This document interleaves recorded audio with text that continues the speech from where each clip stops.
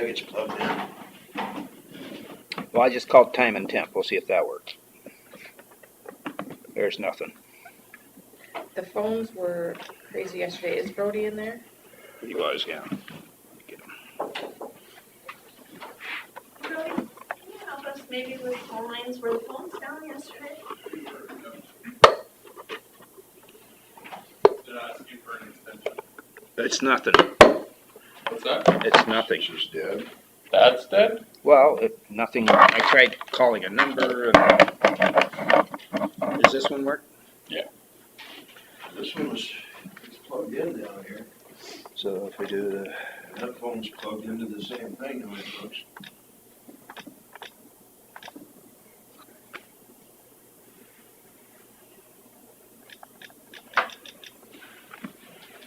Kept it.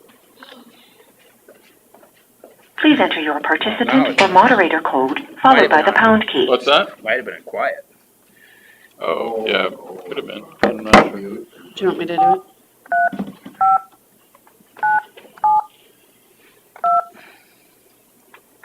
I'm sorry, that conference code is not scheduled for this time. Please enter your participant or moderator code, followed by the pound key. Please say your name, followed by the pound key. Julie turned that off. Oh, Thank you.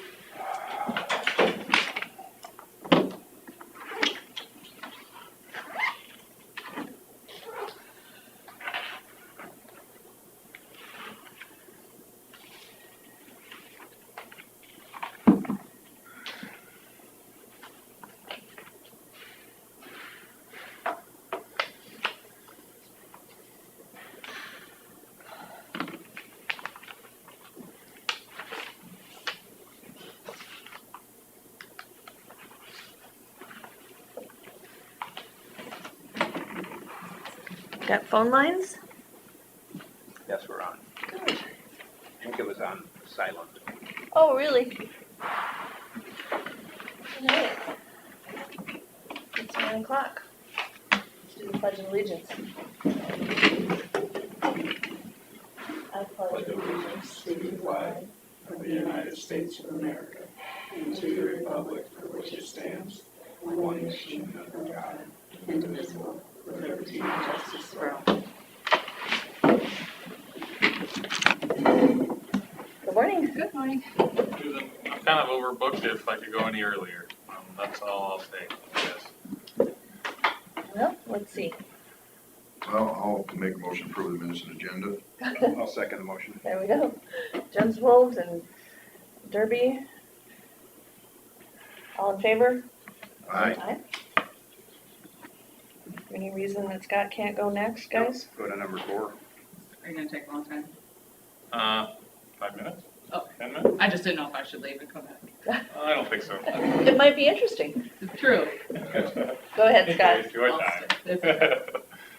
Okay, project updates this week. We have Golden Place Recycling going on north of Lake Mills. They started yesterday and got everything south of the shop to the city limits, or excuse me, into the city, and maybe north a mile in one lane, so just kind of a decent start. They're back at it today. It'll last all week and into next week. Most likely Tuesday or Wednesday they get done, it looks like. It'll sit for a week or two, and then we'll have paving middle of September. The guys have G16N1 bridge all out and are preparing to have that all ready to go so we can set the box on Tuesday after the holiday break. So hopefully all that goes well and we can kind of keep chugging here through with the inconvenient holiday. But so that's going well, and we're getting to the tail end of our rock and gravel resurfacing. They're working around Forest City vicinity now, and got several weeks left, but getting to the end of it. That's all I got for project updates, and then I was going to talk a little bit about our potential shop. Jump into it? All right, so last week we talked about rebuilding a shop on our current site, and you asked me to look into what it would take to rebuild on a new site. And so without finding an exact property, here's kind of what I'm looking at. I think we could find a property anywhere between Forest City and Leland along the highway or shortly off that would work, as well as a property in town, I think. We did some research and found some comps on our existing property to figure out what the value of that might be. My best guess at this point, based on the realtors I talked to, $200,000. If we add up the cost of a new facility, start with 9 bay shop to replace our 8 bays and the 4-stall garage.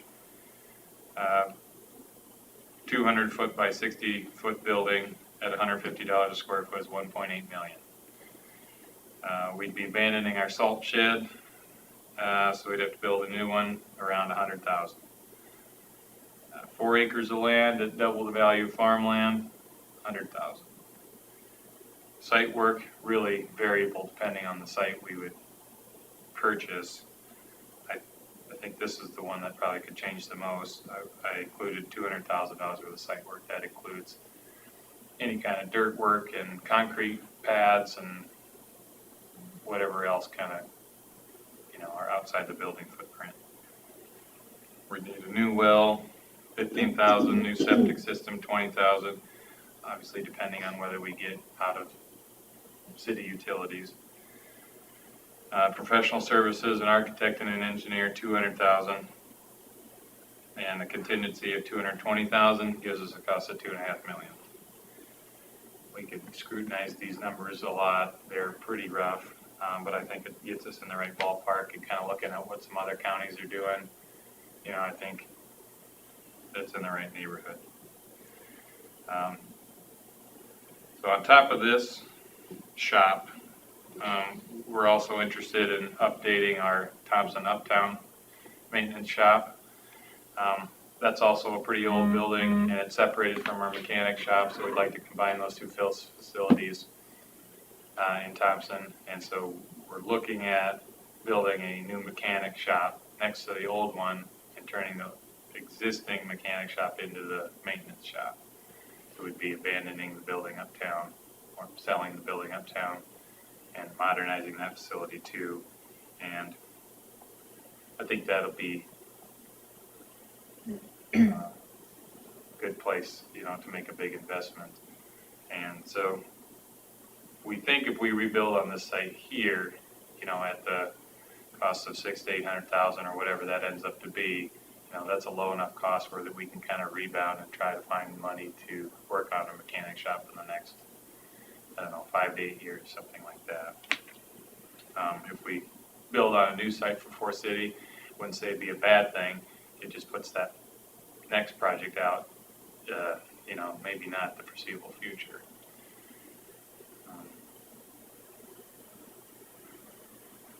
That's where we're at with I our think we research. just really wanted to make sure that we were doing our due diligence and making sure that that site was the best option. Yeah, I think what it boiled down to for us is we have invested into that site, in the last 20 years. New salt storage, half of it, the shop is new, the 4-stall garage. We've invested as a county into that property in a way that we can't really recoup by selling the property.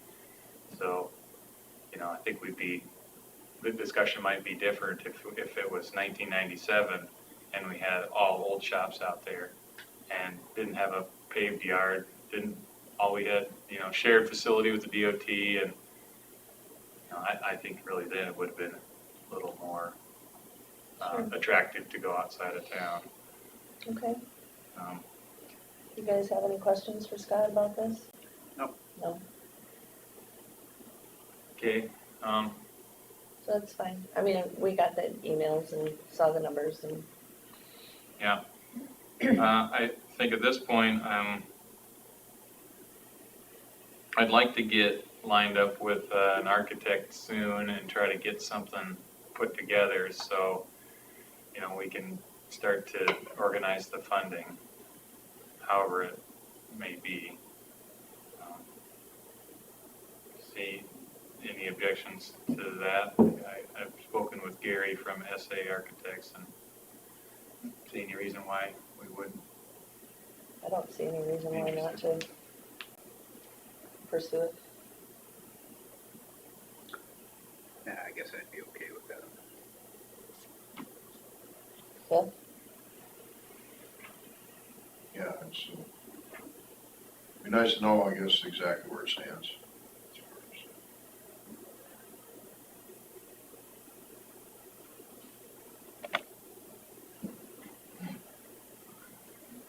Keep us posted. Definitely.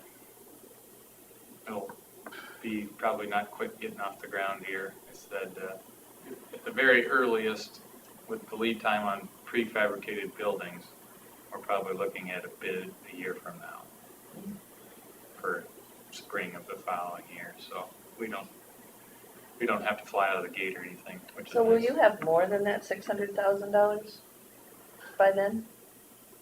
I mean, how much more money do you get a year over that 600? I guess I don't understand the question. Well, don't you have isn't there monies that you get from, where did that $600,000 come from that you have? The estimate? No, The that you 600. said I think she's talking about your fund balance. Yeah, you Sure. have, I thought you said you had that If much. we aren't able to allocate any ARPA funds to it, we'll be taking it out of we'll be budgeting for it in future years and taking it out of our fund balance, which has grown because we haven't spent our entire budget for the last few years. So was I wrong? I thought you said you had 600. Well, we do, Oh, in our secondary road fund. okay. It isn't authorized to spend until we conclude it in the budget that's approved. We typically try to budget a balanced budget so that what we think we're going to get and what we think we're going to spend are zero. But in recent years, we get to the end of the year and we have quite a bit unspent just because Makes sense. the year is unpredictable. And so we now have some money in there so we can budget next year more than we are taking in to accomplish some of these bigger projects. Okay. Well, you probably had your 5 minutes. Mhm. Anything You else? should have went upstairs and got something done. That's okay. I can check my email for you. There you go. Okay, thanks, Scott. Thank you. Number 2, discussion with possible action, COVID policy for public health. So a couple of the employees from public health were here a couple weeks ago to talk about reinstating basically some form of a COVID policy. We had talked about at that time, their guideline was that they had to be out for 10 days as opposed to 5 days, which is what I think the rest of the county kind of follows at this point. I talked a little bit more with Julie and Allison. I think they're probably on the phone here, about that. And they said, so the 10-day requirement is not any sort of federal requirement. That is just what they've been utilizing. And so it's not tied at all to any sort of funding like from Medicare, Medicaid, or anything like that. So they have done more research and I'll let them speak on that, but they've talked to, I believe it's Dr. Osterkamp, and I think maybe at their Board of Health, they spoke about it as well, about going down to the 5-day requirement, and then potentially coming back masked or whatever. Obviously, if somebody's still very ill, they're not going to come back after 5 days, but that's true for anybody, I hope, in the courthouse. So with that change, if they do intend to go back to that or go down to that 5-day requirement, at that point, it kind of makes the proposed policy we talked about moot at that point because they wouldn't have that additional time that they're taking off. the county, if they want, could, of course, go back to paying for the 5 days. I don't think any of the counties around us are doing that I'm personally aware of, and you guys might have better knowledge about that than I, so I don't know that that's a road we want to go down, but that's the information we have. I did not do a proposed policy because of that change that they're planning to implement in their guidelines. So I just need direction from you guys as to whether you want me to go forward on anything or not. This is Julie. Yeah, I talked to, we had our Board of Health meeting on Friday, and we discussed it with Dr. Allison did yesterday. And we were doing the conventional one with the 10 days, like Kelsey said. But we could go to the continuance with the 5 days with or without a negative test. And then if you're asymptomatic from day 5 to day 10, you can come back masked if your symptoms are mild to moderate. And I believe I sent that to the guidelines to Carla, and I can forward it to you guys too. After talking to Dr. Osterkamp, that is what, and to all the other administrators in the region, that is pretty much what they are doing also.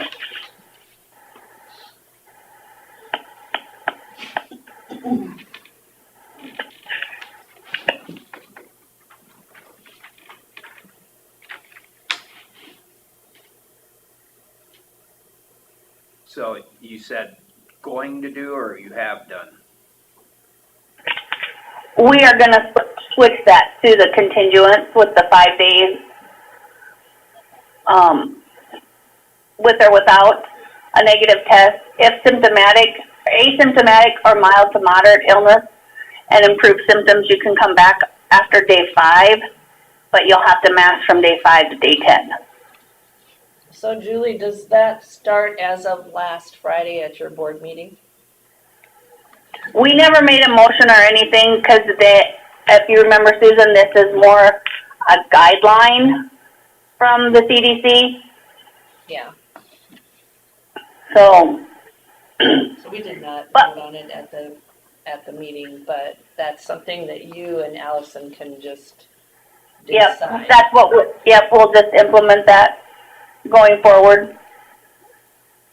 Obviously, if there's if fever is involved and all that, then they cannot come back. But you know. But I assume that was true pre-COVID. If they have a fever, they're not right. supposed to be coming. Yep, that was pre-COVID too. Yep. So is there anything we should be doing prior to their action? No. No, frankly, I think it's up to them as far as what their guidelines are that they want their employees to follow, similar to, department heads kind of make the call a lot of times on whether their employees should come back to work or not if they're sick, and we're the ones that can require, documentation or whatever. And I feel like Allison and Julie were just trying to be conservative and make sure that people are staying. For the safety of the clients. Health. Right. And like if they're still, we still can, if a nurse comes back and she's masked and we have a vulnerable client, we wouldn't send her out to that person. We would have her she could sit in the office and, say Allison would go take that visit, or, we would use very common sense on the whole issue. And COVID will be here is here, so. All right. So there will be no action today. Doesn't sound like it. All right. Thanks, Julie. Right, and they would be using their own, in the other counties, they do not have a COVID policy where the county funds those extra days. So it would be your own sick time that you have to take, or vacation or comp. Just like it's been now. Yeah, right. and so like it has been now. Just because now you've changed this from 10 to 5, there's no retroactive anything that's going to happen with anybody who had to take 10 I'm just saying, I'm just putting it out there, so that everybody knows the status. Is that correct, Julie? Say that again, Susan? Just because now some people had to take 10 days and now it's 5, there's there's nothing retroactive No, going back. no, no, Starts Friday or whenever you said. right. Okay. And Allison just texted me and she said this was never a policy. It was only just the guidelines from CDC Right. that we had to follow. Yeah. Okay, good. Got that cleared up. Thanks for coming, Kelsey. Yeah, no problem. Thank you. Thank you. Number 3, consider for approval resolution directing County Commissioner of Elections to call an election submitting the question of adopting a levy and imposing a voter-approved emergency medical services property tax pursuant to Iowa Code Chapter 422D. Now that you've said all that, we need to table that Okay, So, later in the meeting. okay. later in the meeting, okay? Well, at least everybody knows what's coming up. Auditor's office will discuss drainage. I'll just go grab her. Oh, thank you. So you were able to talk to Jason on that then?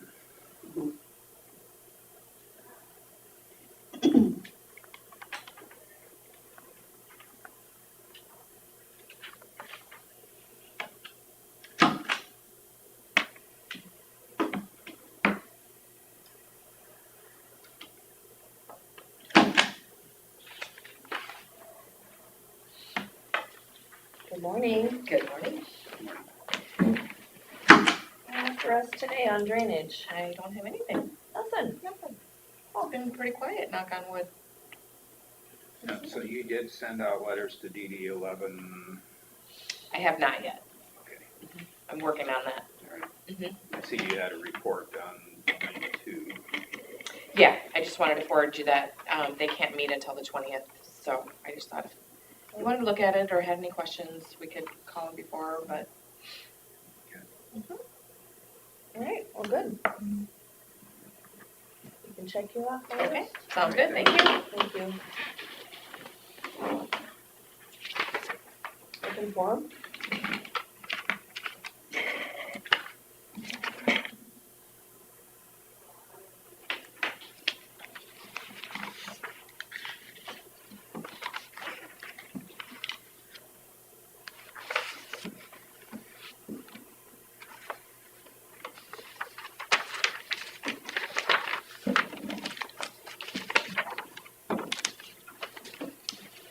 Yesterday, I felt like I was in the car and in meetings all day long, and it was such a beautiful day. Like, just want to be outside.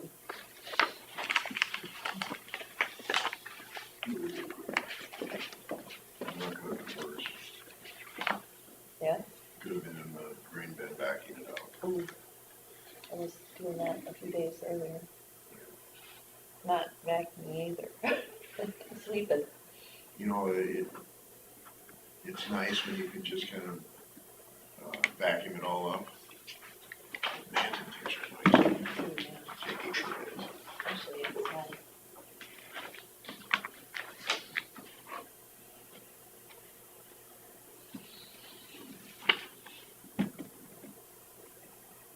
Good news is it wasn't very good then, so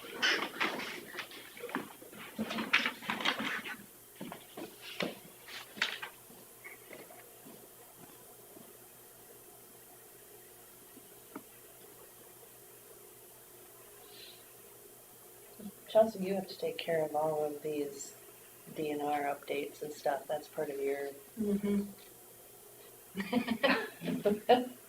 Yeah, there's a lot of them sometimes.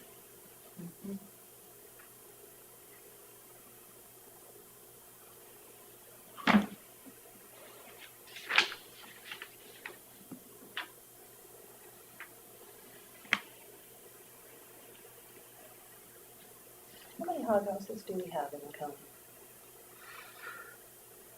I wondered that one day. I don't know that. there's gotta be 30 or 40 of them. I was gonna say, it's a lot.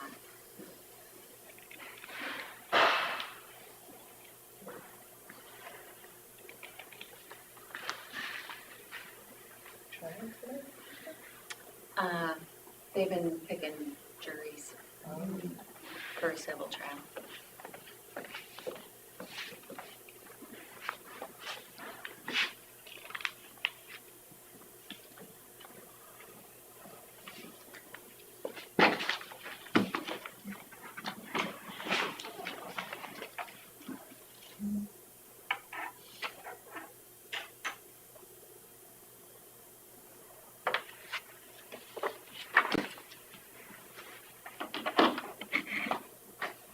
Anything else for open forum?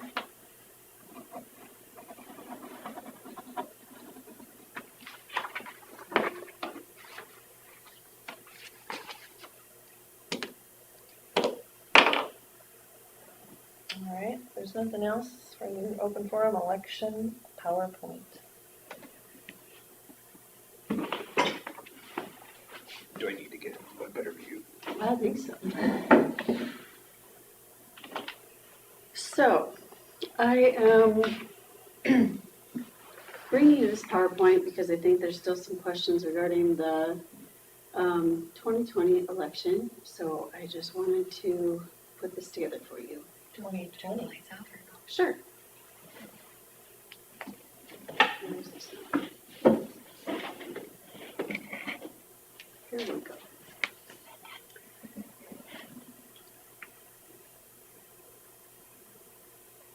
So, integrity, the quality of being honest and having strong moral principles, moral uprightness, the state of being whole and undivided.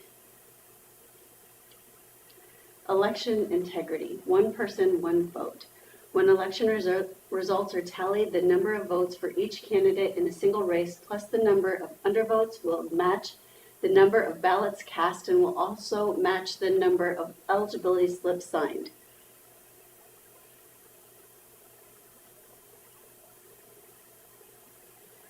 Disinformation. False information which is intended to mislead, especially propaganda issued by government organization to a rival power or the media. Misinformation. False or inaccurate information, especially that which is deliberately intended to deceive. Election interference. Disinformation and misinformation. False claims of fraud are driving attempts to interfere with the independent, nonpartisan counting of votes and certification of election results.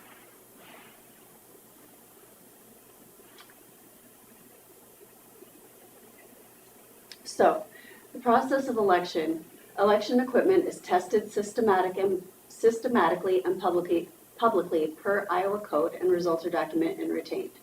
So each piece of election equipment we have is publicly tested. We send notes to the paper and to the radio letting the public know that when we are going to test the equipment. We also keep each test that we do to let people know that the equipment is tested.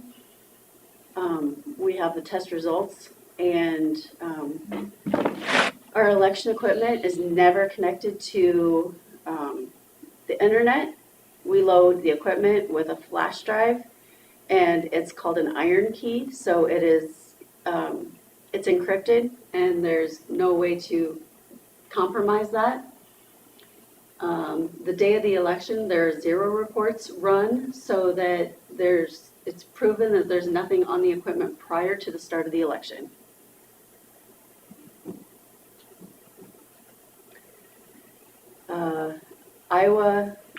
In Iowa, vote tabulators are never connected to the internet or to each other.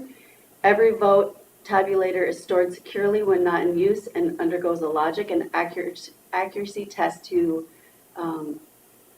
prior to each election.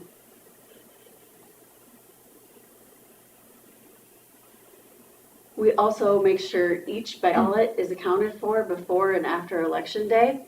This shows that, and I know it's hard to see here, but this shows that for the primary election, this is an example here that we have Democrat and Republican ballots. This shows that we had regular ballots, absentee ballots, and provisional ballots, and at the bottom, it shows that we had so many voted, non-voted, and provisional, and that everything matched before and after the election.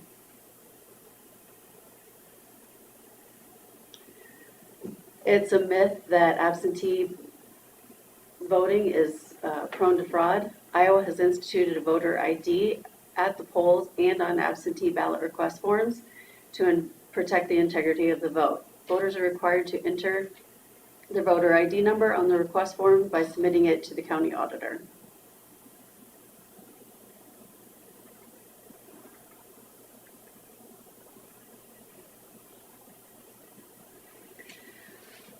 So at the polling places, we have party balance. That means we have to have Republicans and Democrats at each place. Ballots are counted before and after the process. So we always know how many ballots we have before and after, and they always match. Results are tabulated on the machines and tested systematically to make sure everything's accurate.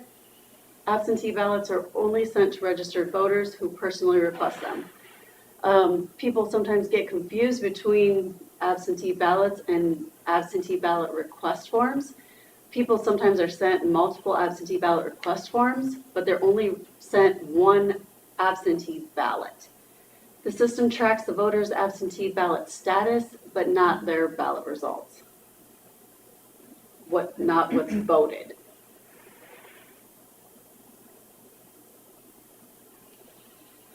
So the absentee process is very secure, so no one ever knows what you vote. One person opens the outer envelopes, one person removes those contents, and one person removes the secrecy sleeve. So by the time they're removing the secrecy sleeve from the ballot, the outer envelope is all the way away from it, so nobody ever knows what the result, what is in the ballot. So nobody knows how you voted. It's very secure.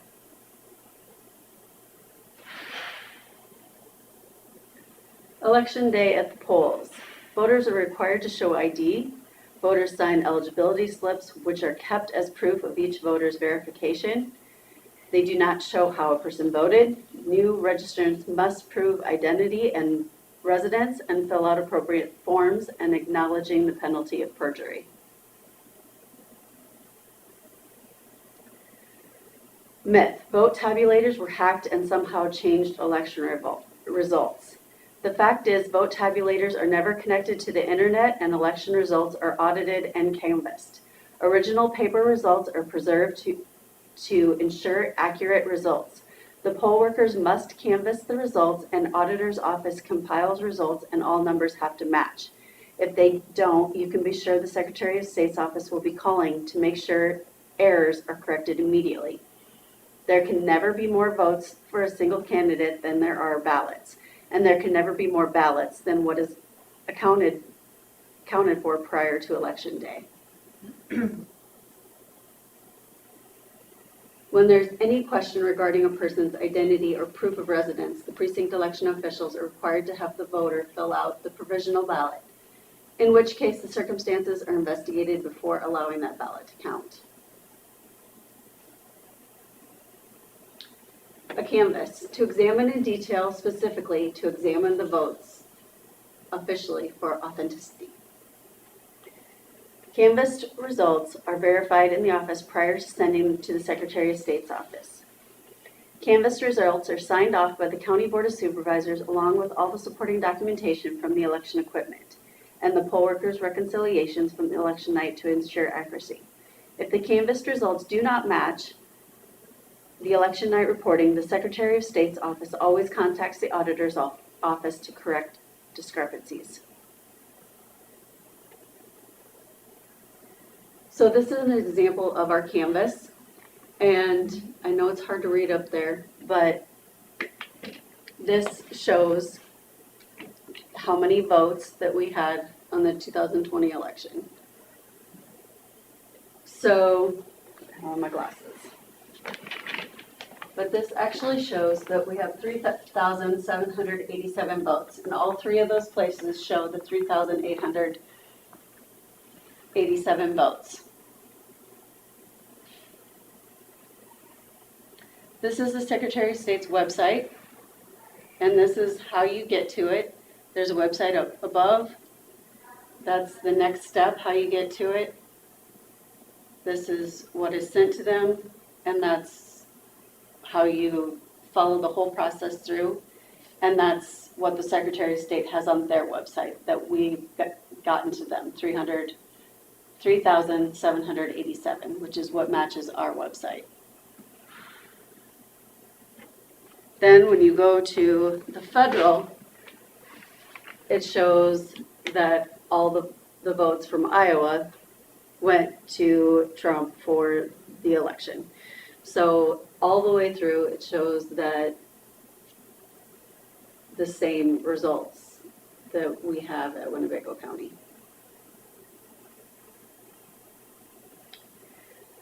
There's also an election security video, and I don't know if you want to take the time to watch that today, but I think it's very important, and I'll let Susan decide if you want to watch that today or not.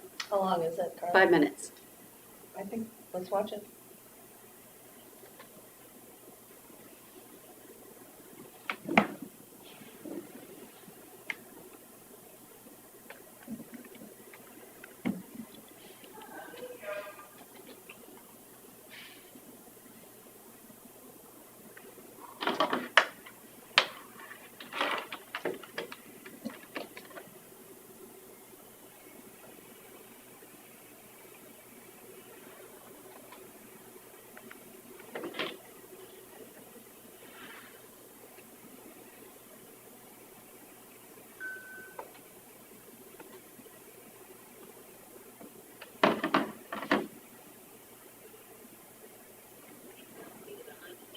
That makes it happen. But today, we're giving you a peek.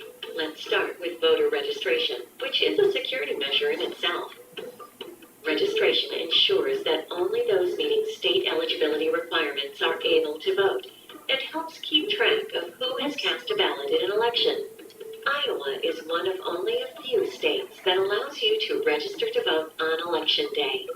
If a voter shows up on Election Day and believes she is eligible and registered to vote, but, for example, her name does not appear on the registration list, or she does not have the required form of ID, she can cast a provisional ballot. Election officials determine whether or not to count provisional ballots after verifying the voter's eligibility. Once you've registered, election offices take a great deal of care to keep your personal data safe. Only authorized personnel have access to the voter registration database. All database traffic is monitored, and logs detail each time the database is accessed or changed. Routine backups ensure all data can be restored if any unexpected modifications are made. Though data are public record, voter information is only released according to Iowa law. Now, to the heart of the election process, voting. Iowa elections are conducted independently across each of the state's 99 counties, which means there's no single point of access. Transparency is built into the election process.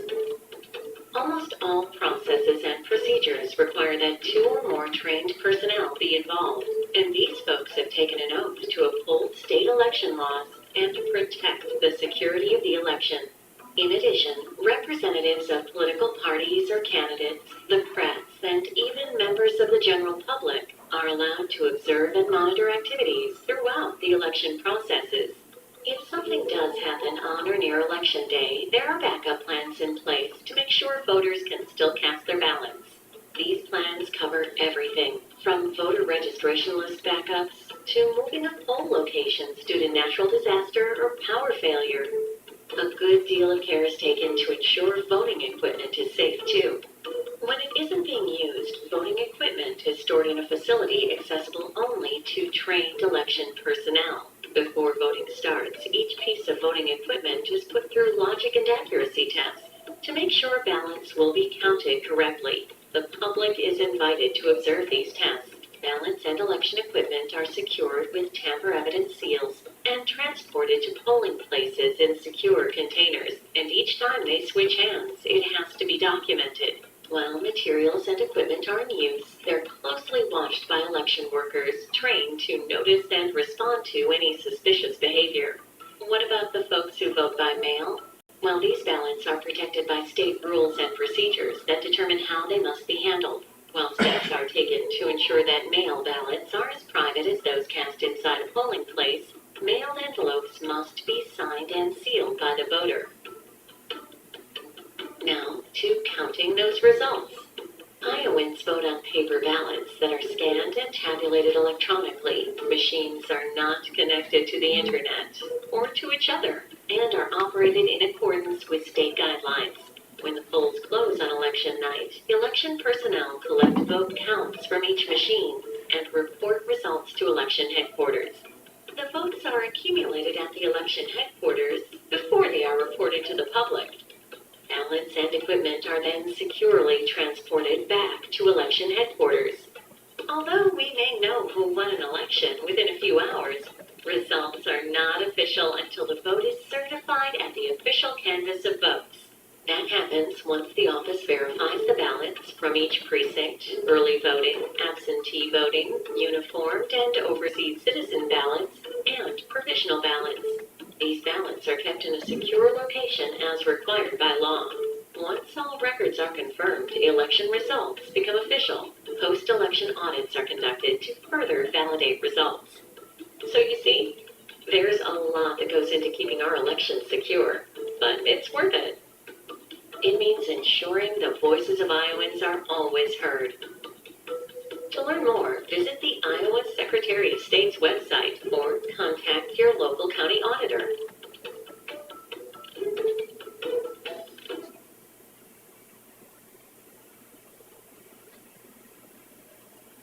Do you have any questions? I don't. One thing I've gotten from the man that had the cross through his face, Mike Liddell, and I had Rody Hop search it. And, Brody?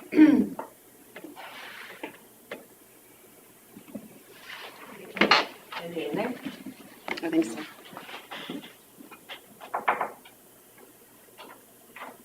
Come on.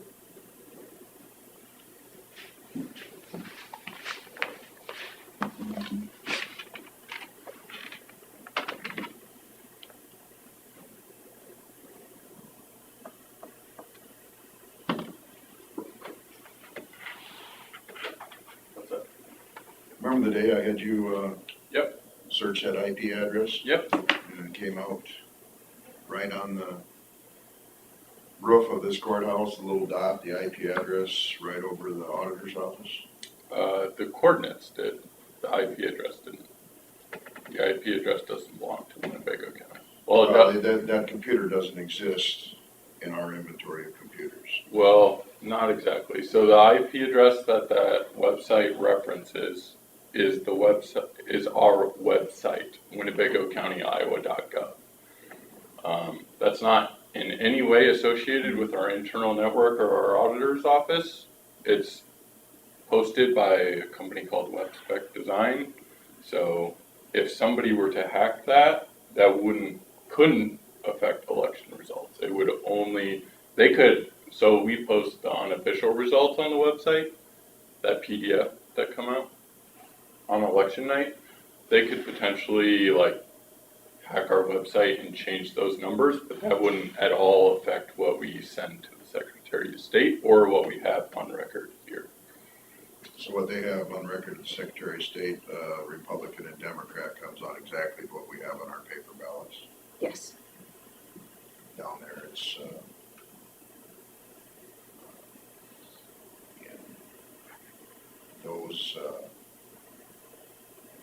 results come on exactly the same number for Trump, the same number for Biden. As That's well, what our yeah. paper is, and that's what they have down it, and you've gotten the information from them to see it. Yes. And I'm happy to walk anybody through like what I'm talking about, not on the screen, because there's a lot of like addresses and stuff that we don't want the public necessarily to know what they are, just so they're not targeted by anyone. But I can 100% say that the information on that website would not provide any possibility of election fraud. And I'm confident in that. So it sounds like the worst that could happen on that IP address is they could provide misinformation to the Yes. public temporarily. Yeah, so somebody could certainly potentially hack the website, change those unofficial results that we posted, which, you know, that would make when people in Winnebago County, if they, oh, I want to see what the election results are, they go there and they see these numbers, and then on election night, or whatever it is, like a week after when they post them on the Secretary of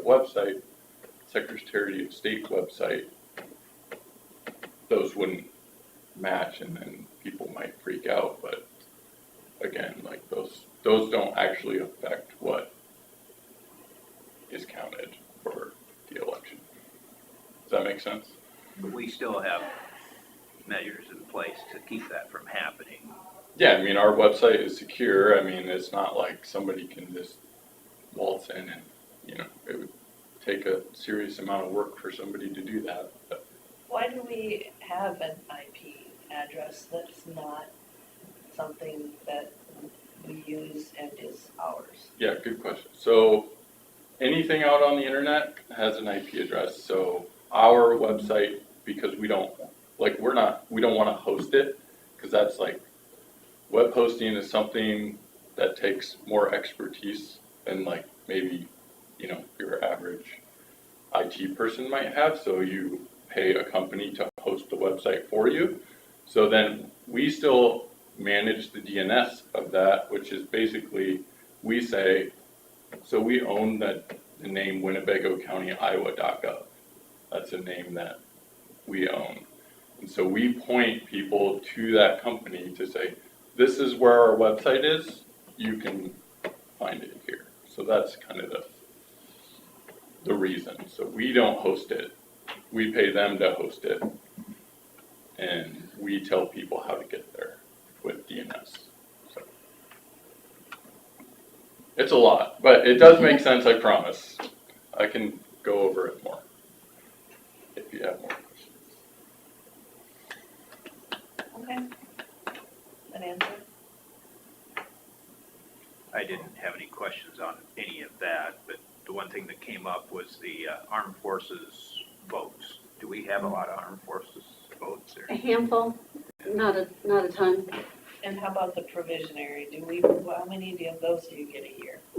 Handful. Yeah, it just depends on the election, really. Nothing that would dramatically affect the election unless you won by one vote or something. Yeah, nothing significant. I'm trying to think of an example.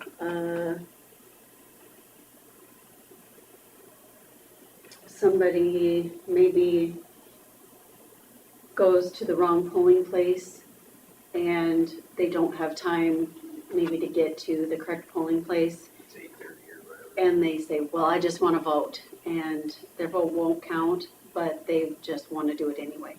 And so they cast a provisional ballot. Well, that ballot won't count since they're in the wrong polling place, but they want to vote, so they do. But you have the ability to count their vote after Well, checking if they're in the it, wrong looking it polling over. place, it won't count. Oh.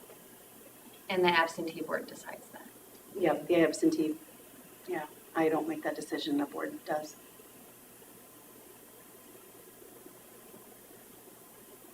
Okay. Well, there's, in other states where they don't have the paper trail, I think there has been election fraud. In Iowa, to me, means we have the paper trail. I've been skeptical of some of the information because it's too easily proven to have not happened because we have the paper trail. But there are many of the states out there that have no paper trails. It's all electronic. And there are a couple couple of states that, it's been verified, they have 21,000 votes coming from one address. I'm not here to talk about any other state. I'm here to talk about Winnebago County and the state of Iowa. And we have a great election system, and And I sure hope that there's none of us compromised. it's not. That's what the people say that would be compromised if it was proven to be, you know, I mean, there's a lot of people out there that pretend to be one thing and are another, and I hope it's not. Are you saying that I'm pretending to be one thing and I'm No, this is way another? beyond, this is way beyond your level. I have never, ever thought that you had anything to do with election fraud. It's way, if it did happen, it would be way beyond whatever happened here in Winnebago County. I'm just trying to show you that I am doing the best job that I can with what I have here in Winnebago County. So just to clarify the system, every county utilizes the same paper ballot trace. In Iowa. Yeah. Yes. They all have different systems, but they all submit through paper scanning. A large number of Iowa counties utilize the Adkins company and Unison system, and that's what we use.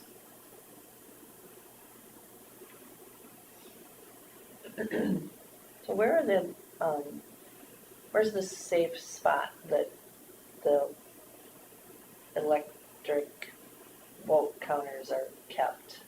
Are they kept here on site They're in my office. Yeah. In the vault. in the vault?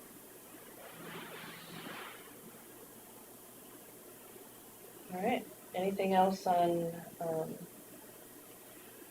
number 7? Thanks, Brody. Thank you. Thank you, Carl. Thank you. All right, number 8, discussion regarding the public health building.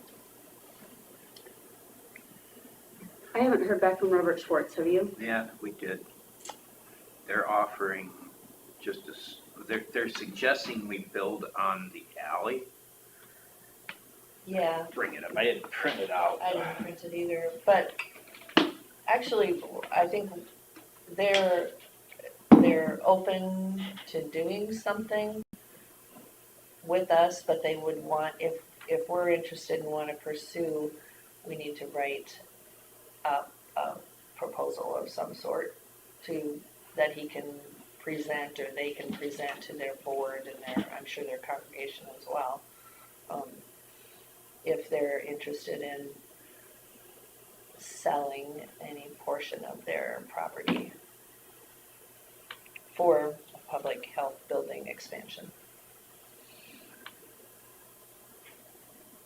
I'm trying to remember how I got it. Was it by text message or was it by email? Finding it. Must be text.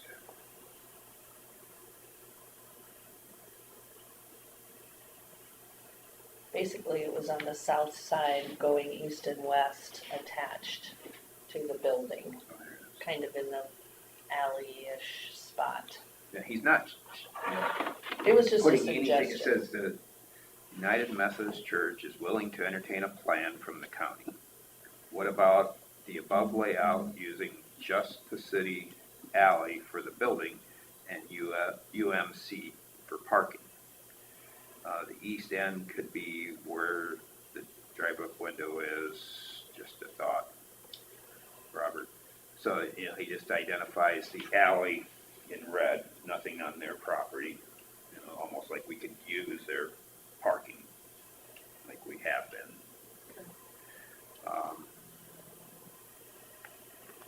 Just not sure, you know, if he identifies the alley as about 35 foot by, or half the alley would be 35 by 90, but that gets it over the property lines.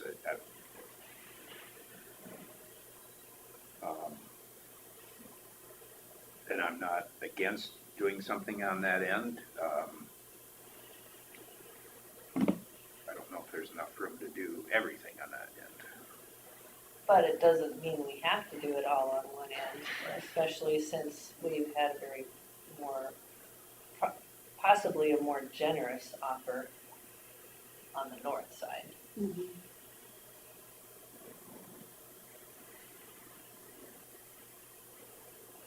Maybe both. Wouldn't it be cheaper to do it all on one side though? Maybe the one end could just be the storage, you know, or, I don't know. My That would be an concern is, architectural- okay, so just as the work goes on, how is that going to affect our VA services?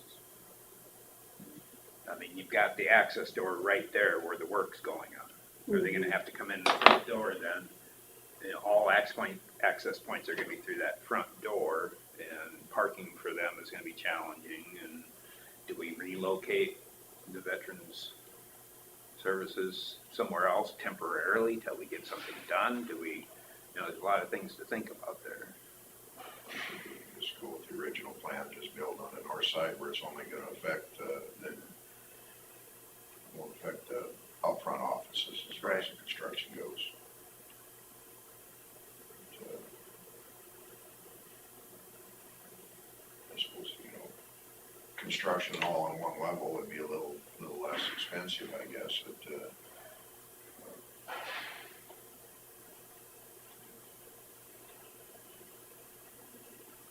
So if the storage is on the lower level, was that going to be some type of a walkout?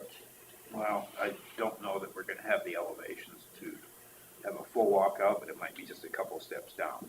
So then how, You'd have stairs going down, not an elevator or anything? that'd be not very cost effective. No. That'd be a good portion of your budget. do they have stairs to where they store stuff now?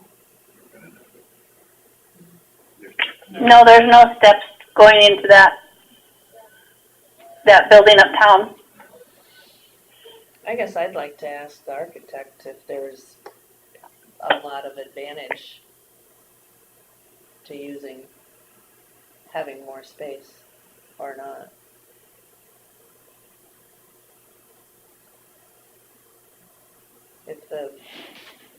If the parameters that we have already offered to us are perfect, then we don't have to look at that parking lot. Or the Methodist area.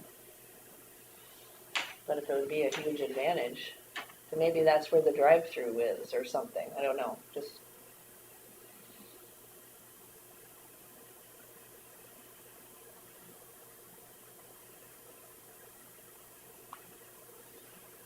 I can see the possibility of, you know, possibly doing some on the north side and maybe something out the front door, but it'd almost be a two-stage thing where you have another access point to allow for work at the front door, you know, first.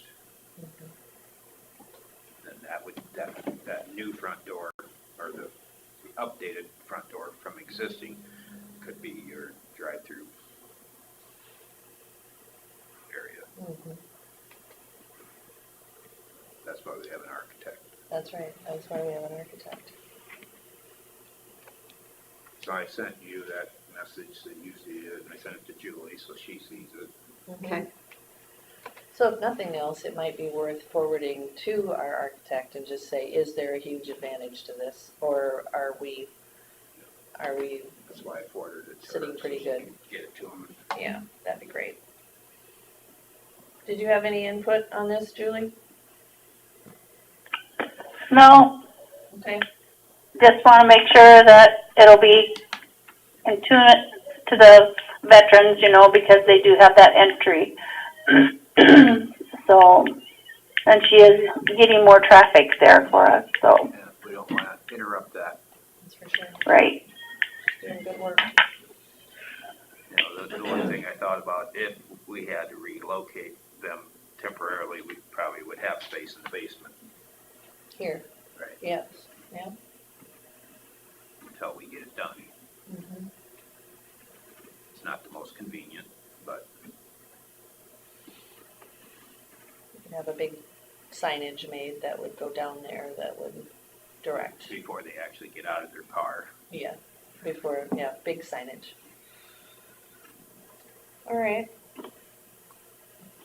Anything else on public health building at this point?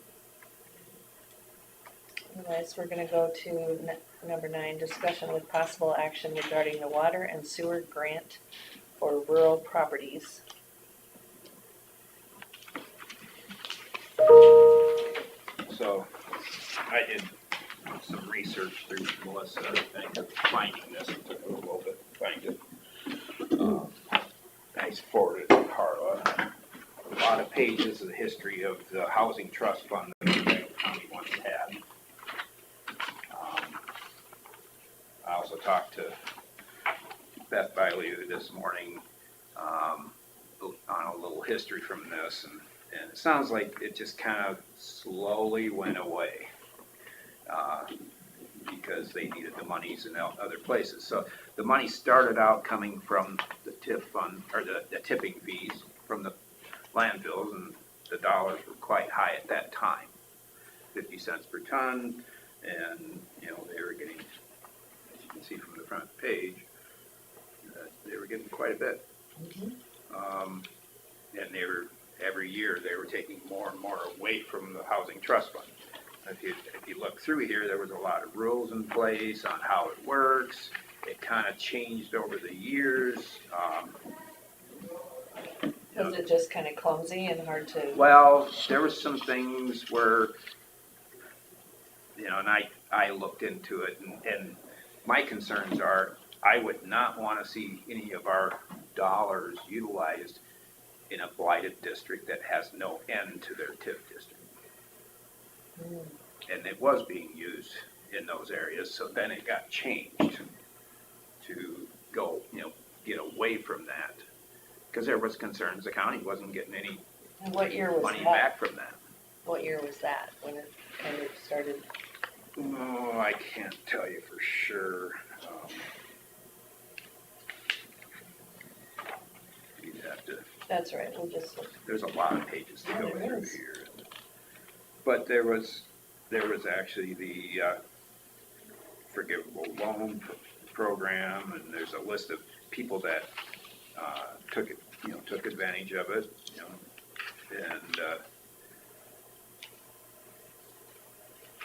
and there was also, money given to like Mills Harbor, because they were creating housing that opened up housing. So there's something to be said for that, because you are putting families into houses that were once elderly people.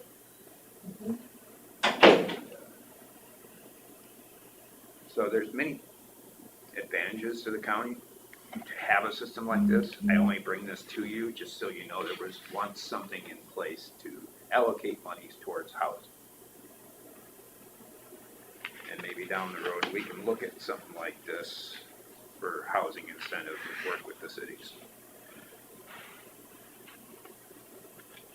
But for right now, we were talking about the rural clean water portion of it through the ARPA funds. And would we allow it just for development of new housing? Would we allow it for a substantial rebuild, or would we put something in there for underutilized housing? You got places out there, if they've been vacant for 5 years or more, you qualify for more of the funds.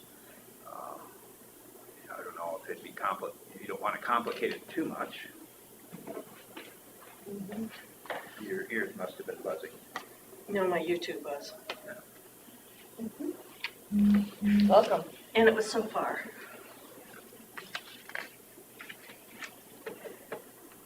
But I didn't hear the last 5 minutes or however long. Well, I just told them I provided this to them because we're talking about the rural clean water funds. But maybe in the future, we should be looking at helping the entire county for housing needs. It was an interesting program. They established it before I started.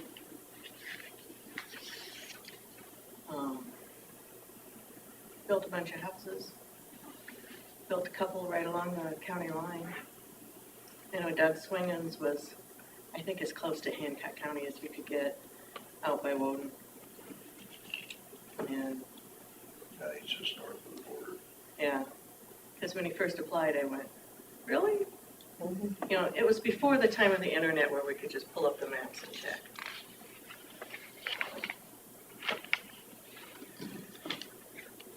It was pretty specific for new construction only, of a whole house, not an addition, which was probably the only pushback that we got for the primary one. That, well, I built an addition, it's as big as some people's houses. I said, yes, that's how this is written. I think Terry and I talked this morning that when Mills Harbor was built in Lake Mills, there's the supervisors had put a requirement for multifamily, it had to be in a 10-year or less TIF district. And so Lake Mills obliged. The city administrator at that time was not pleased in the least, but they made sure that the incentive to that was only 10 years.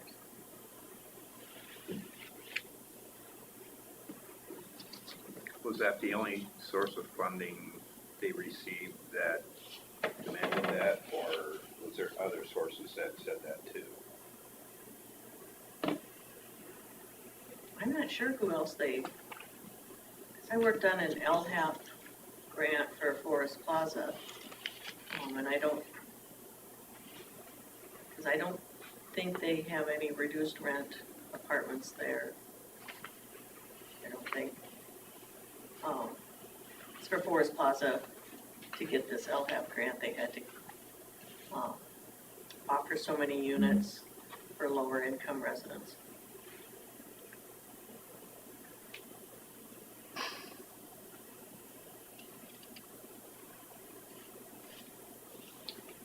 It was a good program. I think it did a lot of good. It came from a non-tax source at that time. It was the tipping fees from the landfill. And the tipping fees went to the county and also to the city of Lake Mills. I don't remember what the city of Lake Mills was using. They started the Lake Mills Foundation with it. And then I think added some money to that. But the county chose to put it into housing. Because, you know, housing will never go away. And it will pay taxes forever. As long as it's not in a blighted district. There's no reason to do it if the county isn't going to, in the end, benefit from the increased valuation. Right. So what are the tipping fees now, and where are they, and where are they going? Well, bear in mind, I left the job. And, I mean, do we know? Tipping fees? Yeah. They go into a fund. Yeah, they're in a fund, and, I mean, I don't know what they are off the top of my head, but. Sure. When we do They're a budgeting, lot we less haven't than they used to be, necessarily aren't they? identified what's coming out of there for expenditures. Okay. We've kind of laxed on that from what it used to be. Mm-hmm. In fact, from the time I got here, we've never identified what was coming out of it. I mean, we've kind of said, like, the rural recycling is what kind of offsets the tipping fees, but we've never really identified that.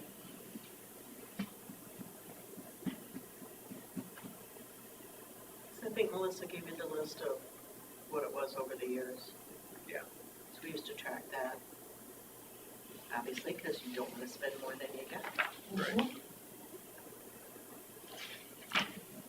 Yeah, it seems like there was a lot of structure, you know, to the board, their rules. Mm-hmm. It was amended to include assisted living. We thought that would be a good use of funds since it would hopefully open up other housing units in the county. Not that we want people of a certain age to move out of their houses. Because some of us are going to stay there a while.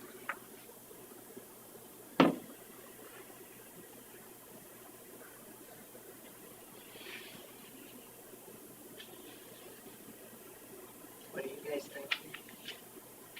For our subject today is mostly on the rural part of it. I was looking for information how it was handled before to qualify. What do you have to meet for minimum Oh, there was an application form, I guess on the back. and that had, I think your legal and, square footage and, Existing Start date property, not- there's a subject there for existing property use, you know, so if you have a vacant building downtown, you're gonna turn it into housing. That would be other. I don't think we ever did a downtown building. You know, 24 years ago, that wasn't quite as common as it is now.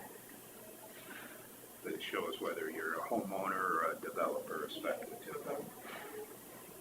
Was it always that way, or did it change? If it changed pretty quickly, because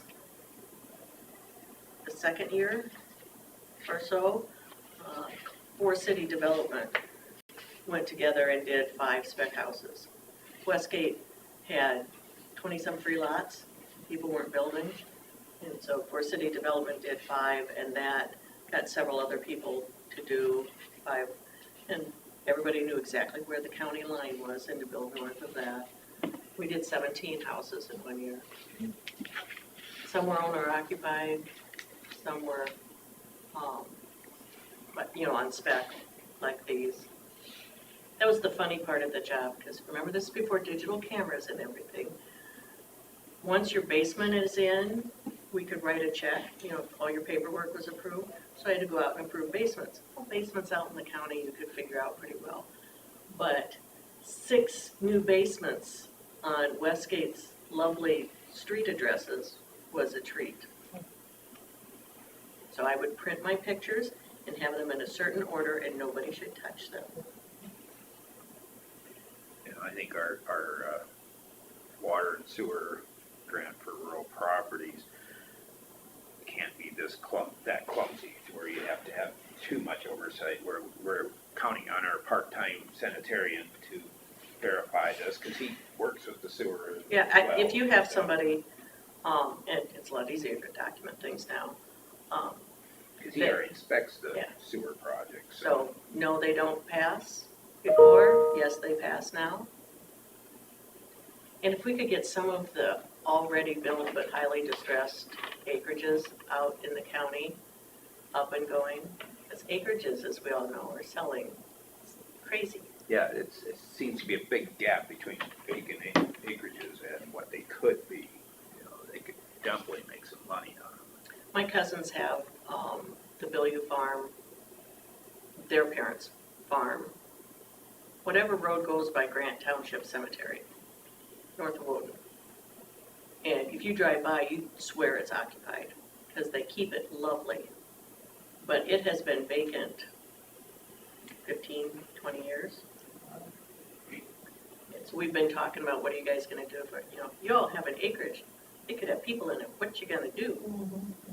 We started talking about, and Terry and I talked a bit about, what's the big hindrance to getting these acreages on the market? Septic wells.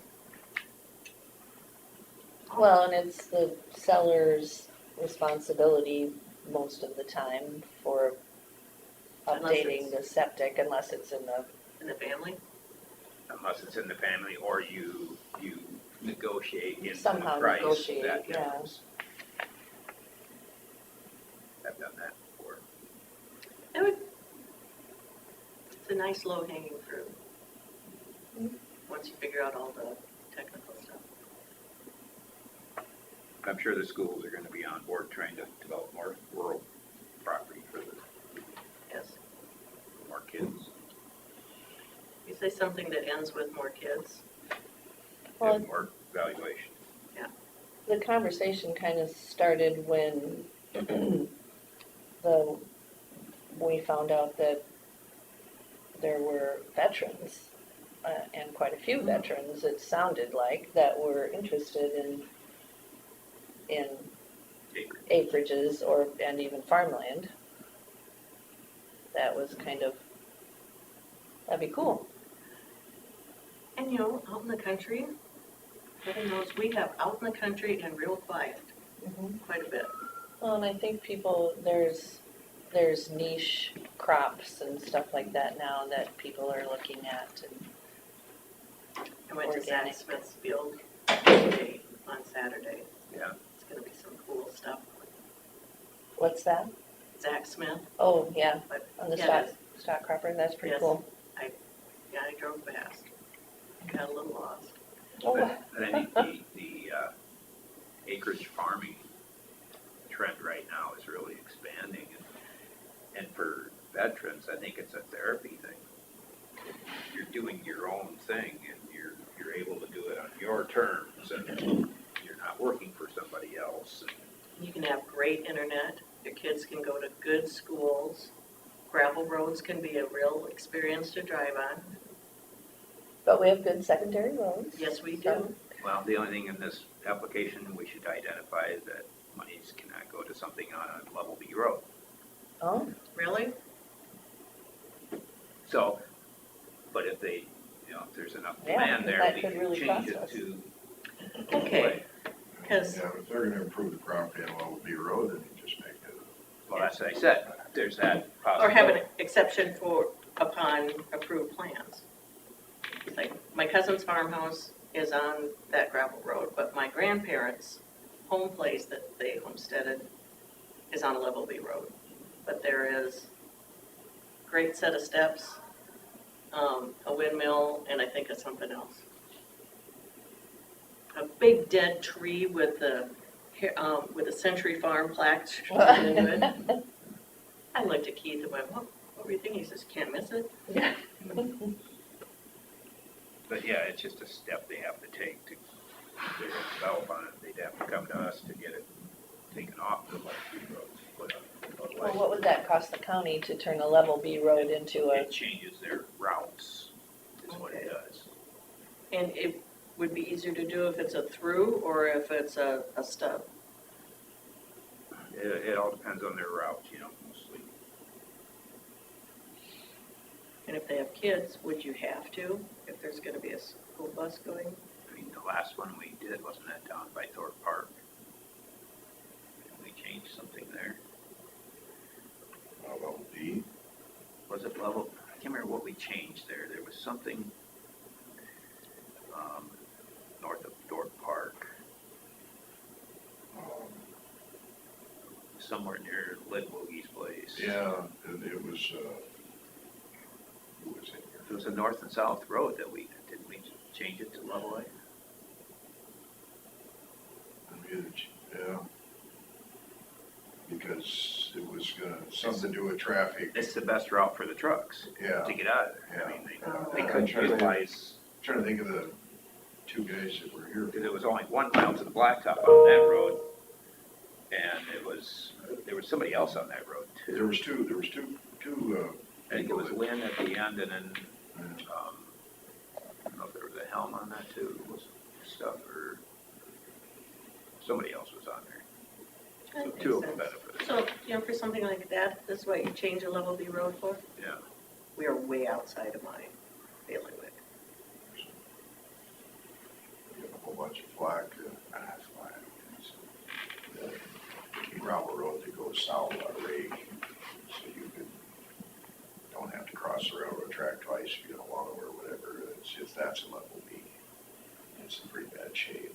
There's a whole bunch of people in Ray that would like to see that one back up to level A.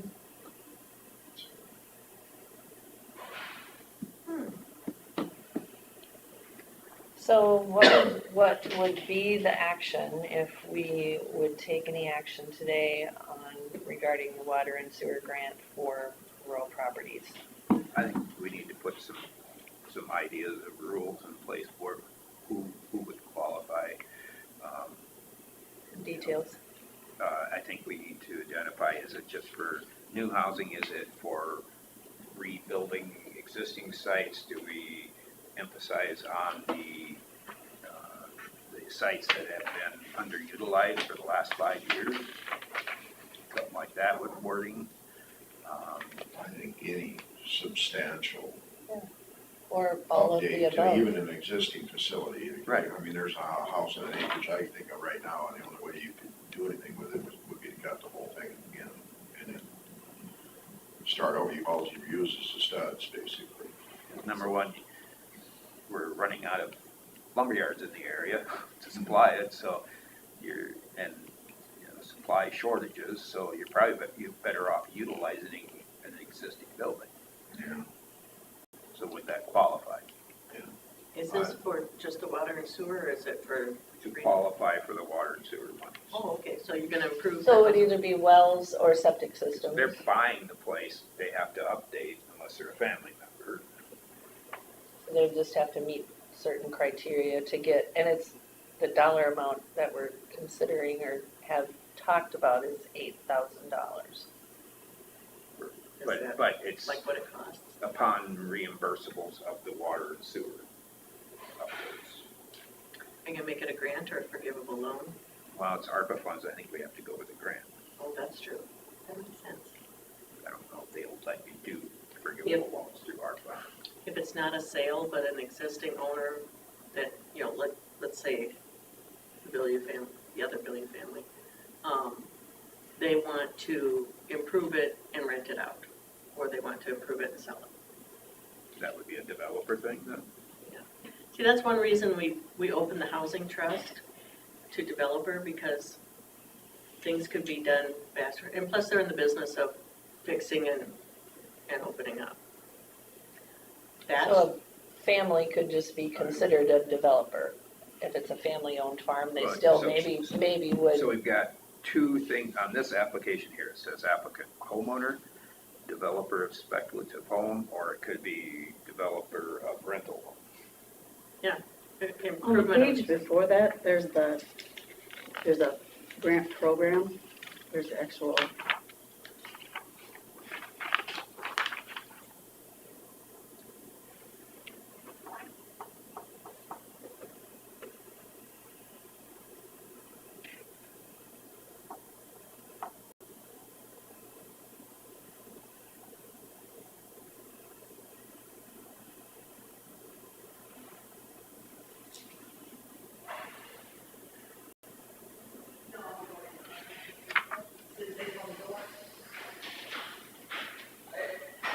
So how could we do that if we were considering using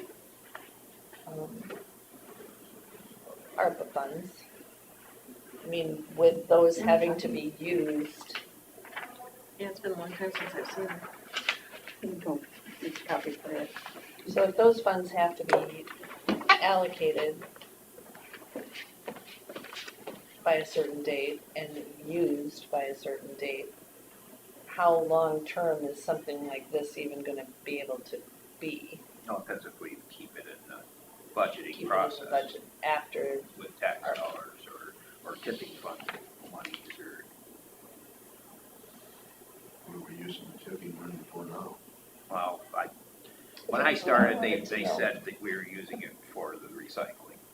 That's all was ever said. Wasn't identified. It was just a verbal thing that, yeah, we're using it for tipping. But at that time, we were spending $30,000 on the recycling, and we were taking in about $67,000 a year. well, and Now we're that's taking in when more. Waste Systems was really It's busy costing too. more. Yeah. They were really, really busy in those years too, and it's not as busy, Well, is it? those years, well, these numbers were higher, Mhm. but it was down for a while there. I think they were finishing up a landfill up in Minnesota and hauling everything there for a few years.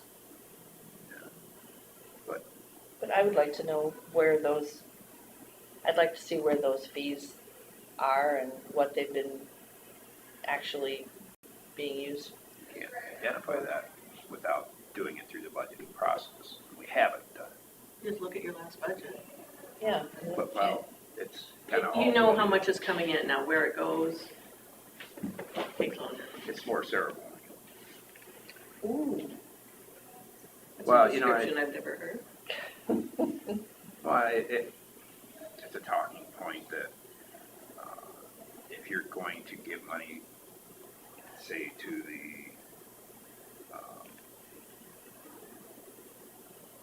a nonprofit like the Heritage Park, you can say it came out of that fund, so it's not tax dollars.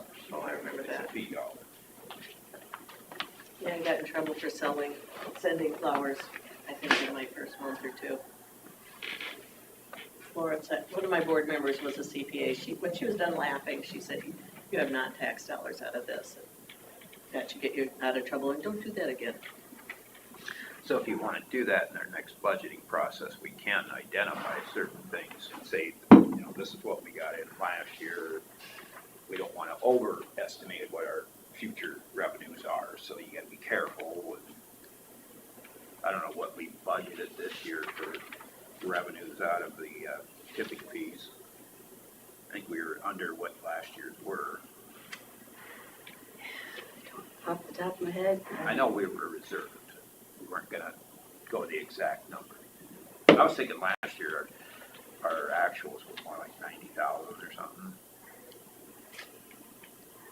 So they're up from a few years ago, but Yeah, it was up, but it's still not what it was. not in these numbers, no. But that's a whole nother discussion. We're using ARPA funds for this. How do we want to structure it? I mean, we can definitely say it's for new housing on a rural acreage. But you could also use it for development of existing. Any large upgrade to. You set a dollar amount on that. Or square Yeah, footage. but I mean, you can do a remodel job that costs hundreds of thousands I know, too. So. but do you have to have, I think technically, if it's well, say you have a family farm, there's no permitting process for that. But if it's a separate acreage that's non-agricultural, aren't you supposed to have a building permit?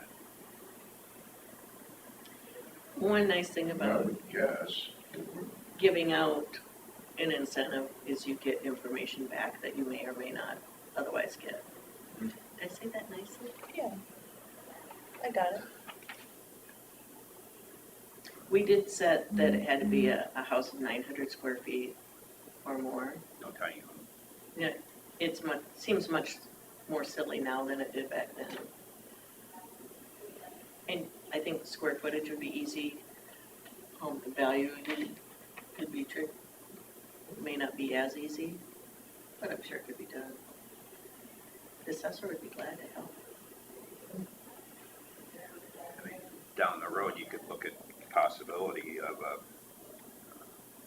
tax abatement for 3 years or something on a new structure in rural areas or something.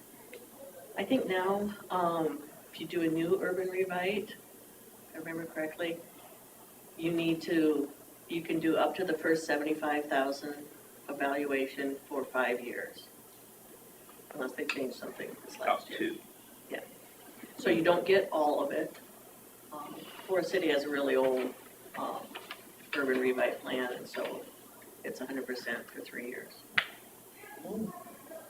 Yeah, so when that comes up for renewal, I stand up and quickly say, yes, please. But then it's also short. So what are we going to include then?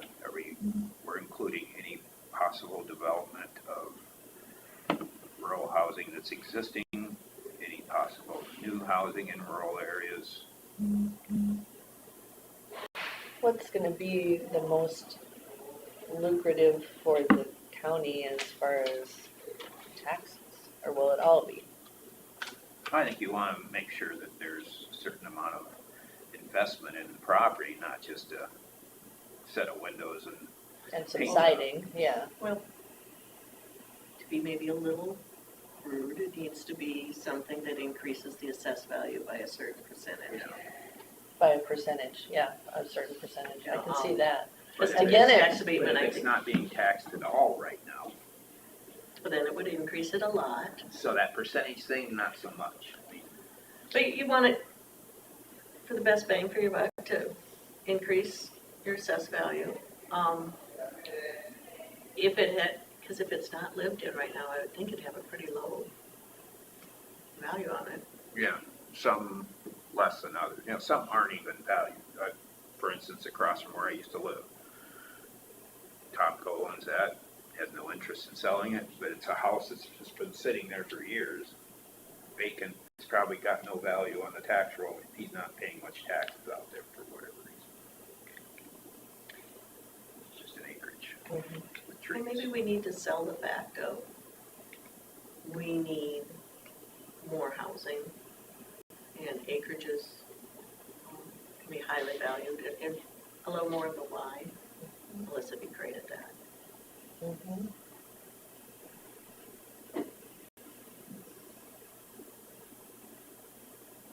I think it should be kind of wide open, but with like percentage of value or those kinds of things. I mean, whether it's a new house or an addition or, Well, if we're putting in money just for the water and sewer improvements,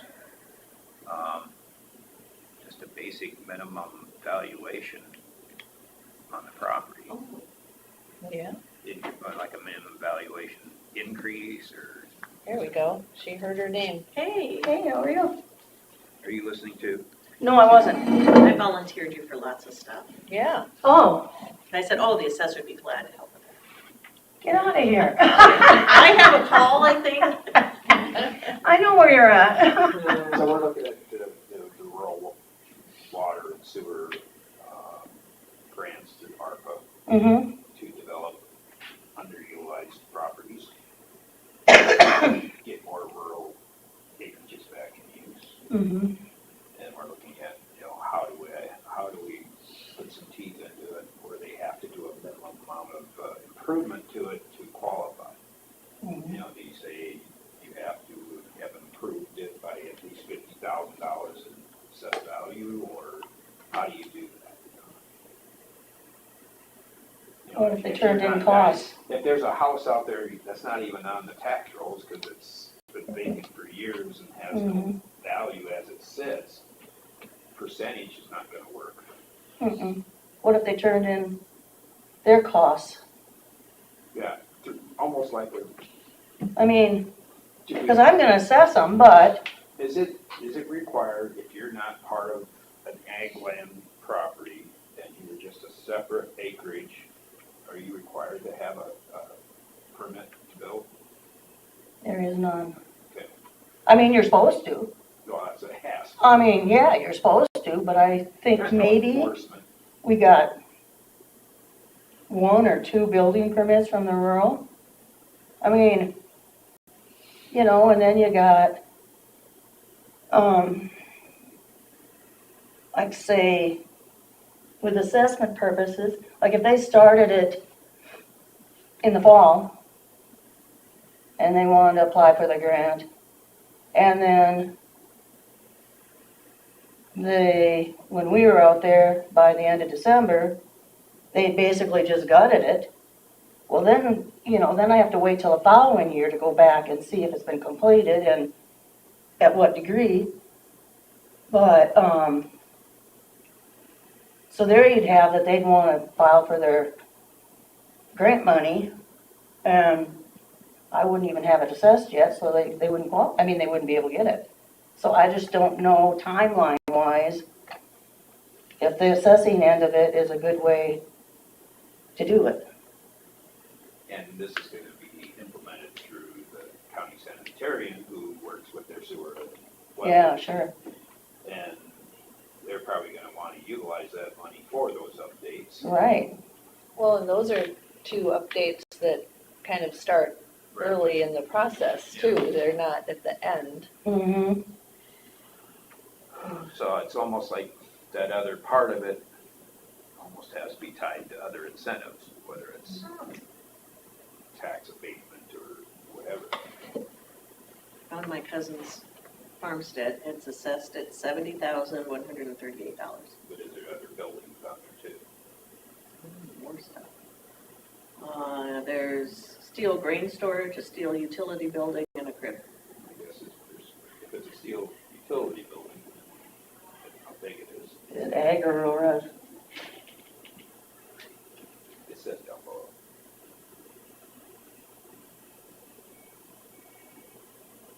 is that way? Is Just there when a- I think I do Is there, something. is there a farm associated? I think this is parceled off from the farm. Does he own the surrounding?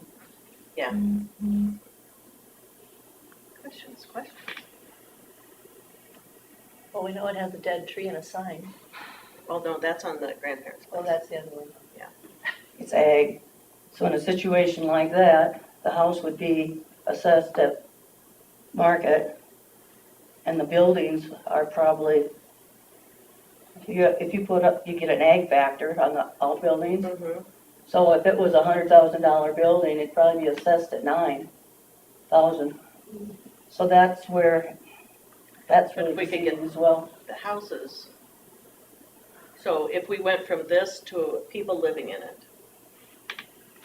They're renting it out. you know, let's say they're renting it out or they sell it. Mm-hmm. I don't think they're ever gonna sell it. Then would that change the assessment a fair amount? If it changed the class, So Joe Smith and his family move in there and they're parking in this steel building and they're living in the house. Does it all become a different class or is it building still ag? do they file a Schedule F? Oh, Lord, I don't know. Well, I was born in town. I mean, if they own 5 acres and they do not participate in any farming or own any land around it, then it would be rural res. Okay. But No, I knew something. We can stop here. when you're talking Billieu Farms, I'm thinking they're for egg. Yeah, they've got a bunch around there. Yeah, so Okay. that's it. Well, I'd lay out, you know, what do you want to accomplish? We're better, we want to reduce the vacant housing out in the county because that leads to other things. But also expansion of acreages. Yeah. There's trees out there that can be utilized. Yep, there's some pretty sites that you could tell somebody had a grove and stuff before. More housing, more population, more work for the assessor. You poor thing. My brother is an assessor, so I'm legally allowed to pick on her. Mm-hmm. Yep, and you're good at it. Do you guys need anything else? No. I have a meeting coming up. All right. Well, thank you much. Thank you. Call or text me with any more questions. I'm glad to stir the pot. Call you with mine too. I might be busy. So how do we allow the cemetery to give out this money and assure that they're going to, do they get it? I mean, I imagine it's just gonna be, if they're gonna invest that much money into a water and sewer project, God. How'd you do it when you gave out that 5,000 for the landfill? Oh, there was, she would, back then, she would go out and, Mm. well, like she was talking about out in Westgate, there'd be like 8 basements. Right. On the court. She had to go few the basements. Yep, they're done. They got their 5,000. Okay.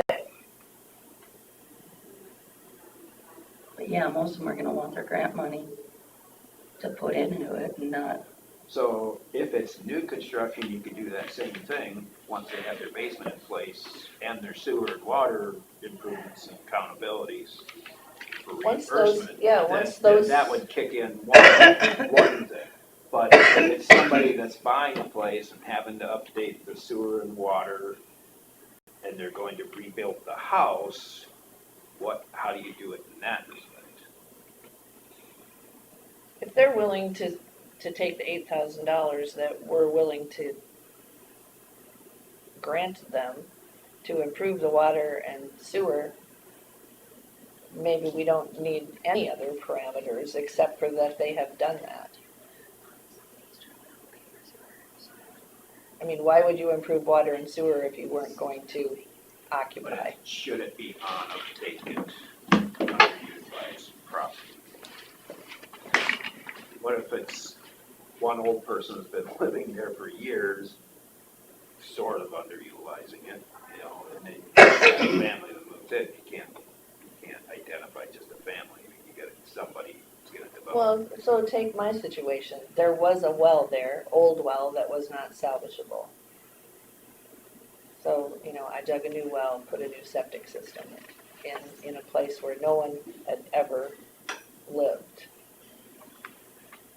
You know, In recent years. the well, I think, was only for livestock. So I don't think anyone ever lived there, you know, so, I'd almost bet there was somebody who lived there at one time. right? Yeah, Back in the turn of the century or something, you know. yeah. Before electricity. Probably have plat maps that show it. Well, is there some, I mean, a promissory note or something? See, we're using ARPA funds, so we can't do a forgivable loan. Right. So it's gotta have something as a grant. It's a good idea, there's just a lot of details to Yeah, try to figure out. There how always to is with that kind of implement. stuff. Yeah. And it'd be fun to know how many actual uninhabited acreages, rural locations there are. Well. Bet you could help us with that. I guess the easiest way to do something such as that would be to, just out of the system, pull any dwelling that was assessed between 0, or maybe not 0, don't go 0, maybe, you know, $10,000 or something, and it would give you a ballpark idea Kind of without give you an spending. idea if there was 40 or 50 or 200. On the plat map, there's almost always a name associated with the acreage if there's somebody living there. Usually. Yeah, and then there's a lot of little dots on there that have a address or a. E911 address, yeah. But there's nothing there. But you'd have to pull every one of them up because it might be a grain bin with no dwelling, Yeah. you know? Right, yeah, might just be a machine shed and a bin. Uh-huh. I mean, you could spend hours and hours and hours on it if you tried to narrow it down to, Yeah. I just did a little, just for my own, with this EMS stuff, and then there's in Lincoln Township, there's only like 60 acreages. And I don't know how many people live, I just counted the actual addresses on there, and then you go down here in Mount Valley, there was 230. oh, sure. There's a lot more. You can drive for miles up there and not see any houses. And when you get up in by Rake and up in that area, Eden. You know, the other thing is too, is sometimes it's amazing, but a lot of times the parents get moved into the home or something like that. And there's too many people taking care of stuff and no one even gets in touch with me to say, you know what a house is gonna do if it sits vacant. And they just pay the taxes and, And they've homesteaded it, now they're not homesteading it. well, chances are they're still getting it because we don't know any different. Right. Mm. I mean, when you had to sign up every year, but now it's sign up once and, Once and done. uh-huh. You know, we send out letters to people that if they have a change of address, you know, asking them if they still live there or, you know, could be a child taking care of their business too, so we have to check. So what's our solution here to encourage, well, see, for instance, her best cousins, they wanted to start renting that place out. I suppose about the only thing they do maybe is to put in a new well or something, if they had to update the well. The sewer, is it in their best interest to spend all that money? Because they're not changing hands, they're not required to. Mm-hmm.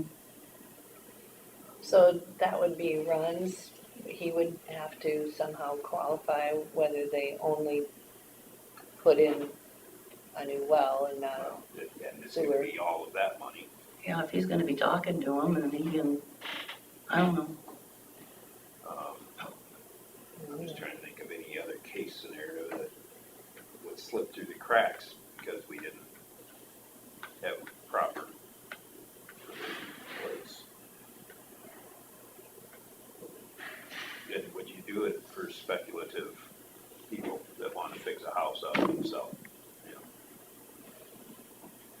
As long as it improves the valuation, somebody's gonna pay the taxes, why not? Yeah, I mean, I suppose the argument can be made that the money's being given to people who can afford to do it anyway, but if it, technically, you're right there, if it increases the valuation, then it was worth our effort. Yeah, and if they're willing to make I don't the care who lives investment there. and it's going to make a place for someone to live and be on the Even if they rent it out, you know.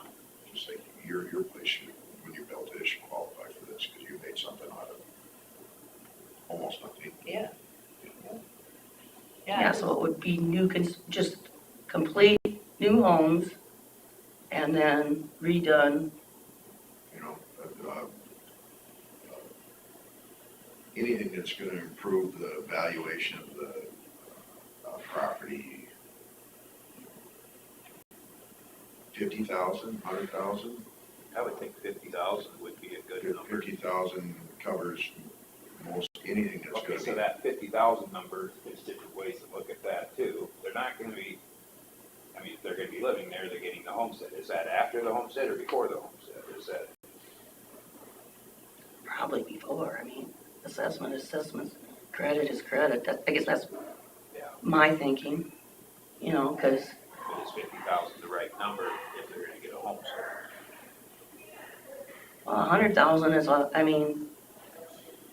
is a lot, well, depending on the situation of the house and how much they're gonna save it. I mean, new house, it's nothing.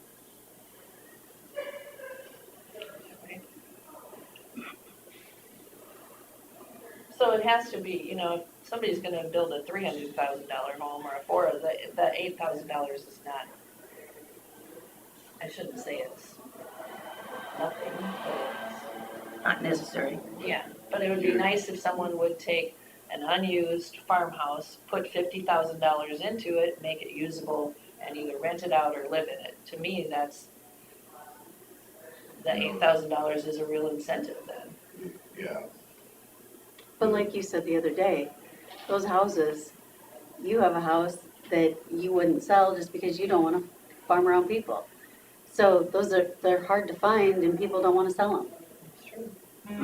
Well, what if, can you just do it on poor condition homes and not new ones? Because those people are gonna build a brand new home, are gonna build it no matter what. yeah, they can afford it. Yeah, I mean, The $5,000 to $8,000, whatever is the big thing, and someone who's gonna put a $300,000. So that's why, I mean, everybody should qualify it, but it should just be the same. Because the 5,000 to 8,000, I mean, some more to somebody who's gonna put 50,000 into remodeling a house and make it livable. yeah, because you're gonna get that money from that 300,000 no matter what. Yeah. I mean, So we talked 5,000 to 8,000. What was the motion? Did we just say 8,000 in general? 8,000. Was that last week? Yeah, it seems like it was, We talked 5 to 8, but then it that's seems like at you the went end. with 8. I think we just went with the 8 and figured however they qualify for it is fine.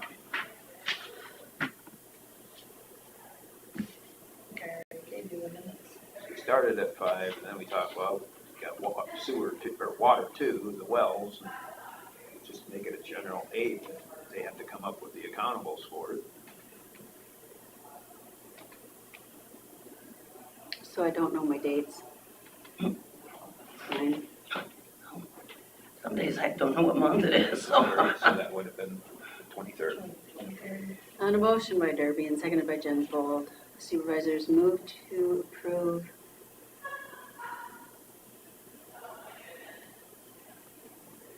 $8,000 water and sewer assistant for home builders in rural areas with details to be decided.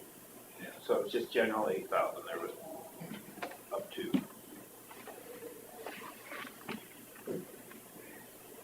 It'd be more of an incentive for somebody who's gonna make it smaller than, somebody who's gonna do the bigger part. It's not that big a deal to them, but in theory, they should still qualify because they increased the valuation. Yeah, and it will be, I mean, it's not like it's out of our pocket necessarily. We've got the money to us that we're gonna Yeah. pass on to them to start with. To start with, if we continue the program, of course, we'll have to. I think the 50,000 valuation improvement would be a good place to go with existing housing. Or the new housing.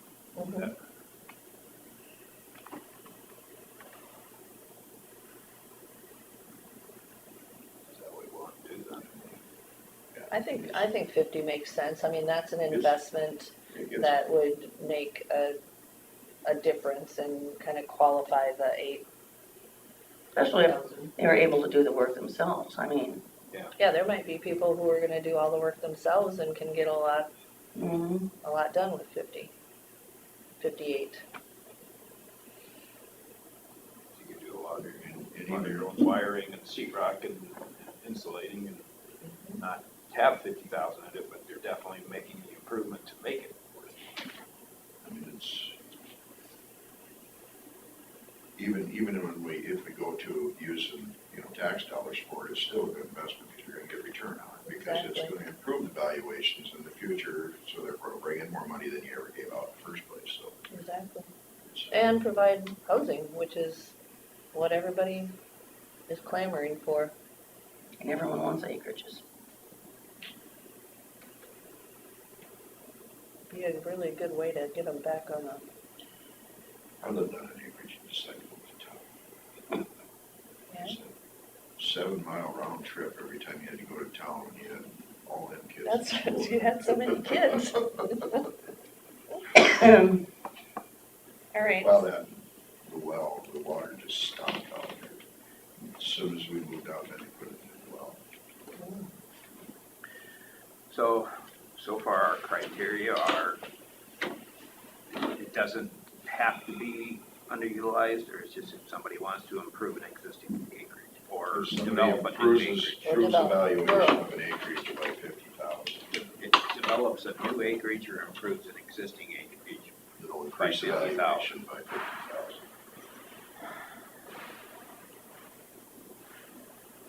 Because if you are doing a new acreage, just the septic, sewer, and the driveway, Yeah. you're gonna have $50,000 right there anyway. Unbelievable, isn't it? Okay, so $50,000. Have a good rest of your day. Thank you. Thank you. Thank you for your support. You're welcome. What is it? Is there what's the definition of rural, just outside of any city limits? Not under the control of a city, but an incorporated city. Okay, so it just has to be rural. $50,000, new or improved See, that will rural. be the challenge. There are, east part of the Fort City, there are not water and sewer on the east part of Fort City. Do they qualify? That's They're in the, the city that's the limits, area but they're that, not, they aren't provided water and sewer. If they wanna put up a new house over there, we but are don't they get as being much taxed through Fort City then? They're being taxed through Fort City. Taxed through Fort City. I say we just start at the rural, has to be in not, in unincorporated areas. That's what I had in mind. But then down the road, we can look at, maybe there's other incentives we could look at for new housing, So can blue we, cities. can we table number 9 until we Yeah, have the almost. parameters written up? We can vote on some of the parameters, and then we eventually approve documents as we put them together. I mean, you gotta have something to Sorry? start with, I think. Truthfully, it should almost be for any improvement in the county that increases the tax valuation of the property. I mean, even in the Even cities. in the cities, because if someone's gonna put 50,000 improvement into a house in Thompson, But it doesn't really have anything to do with water and sewer then. yeah, no, I guess they already got water. Well, unless you're out on the east end of Fort City where they don't provide water and sewer. Hmm.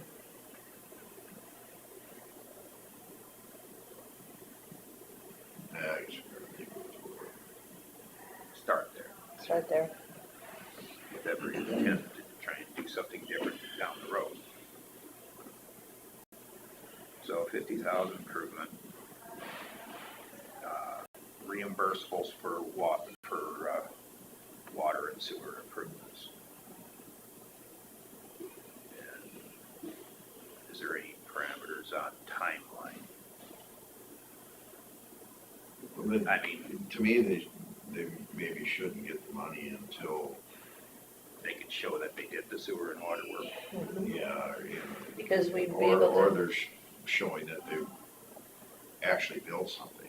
I mean, once you're so far into the project, you know they're gonna finish it probably. So make it automatic qualification if they have their basement and the water and sewer improvements. But if you're rebuilding a house, how do you qualify that? Just the water I and think you sewer just have to update? have spent it on water and sewer. Yeah. And that's easy because Ron can Inspect it inspect that. and look at the paperwork. So Because then we there might be already know somebody whether who'll start a it's, project and then not finish it. That's what I'm looking at. Now, hopefully there wouldn't be too much of that, But they're gonna be probably spending a lot more money on those two things than what we're giving. yeah. So they're out money too. Yeah. We're not giving them all the money, we're just giving them. Yeah. Like I said, I put $3,200 worth of sewer parts into my sewer system. But it was probably a $12,000, $15,000 I job, had to hire somebody to do it. but I did it myself. And it was inspected and approved.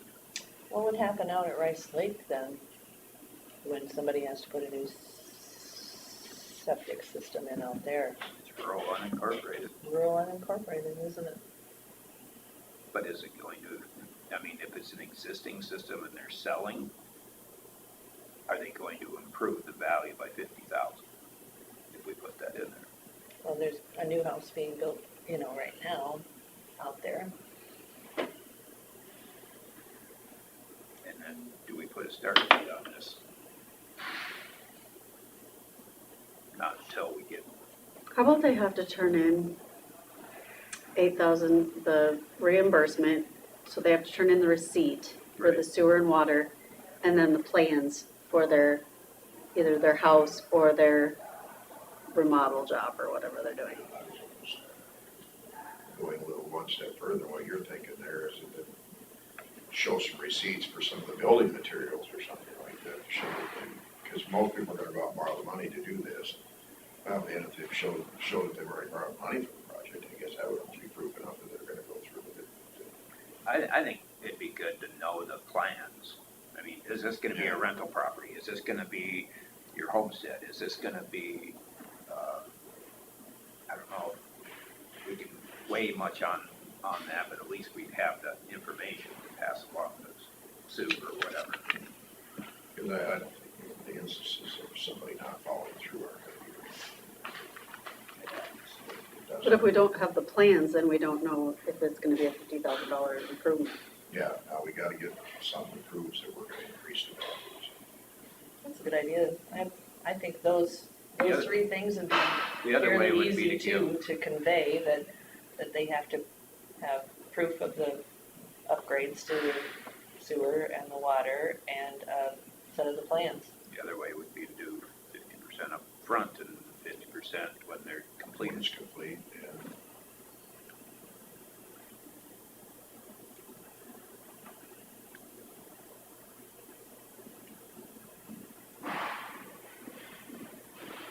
Or like we did with the project over here. You know, there's stages there that yeah, we identify.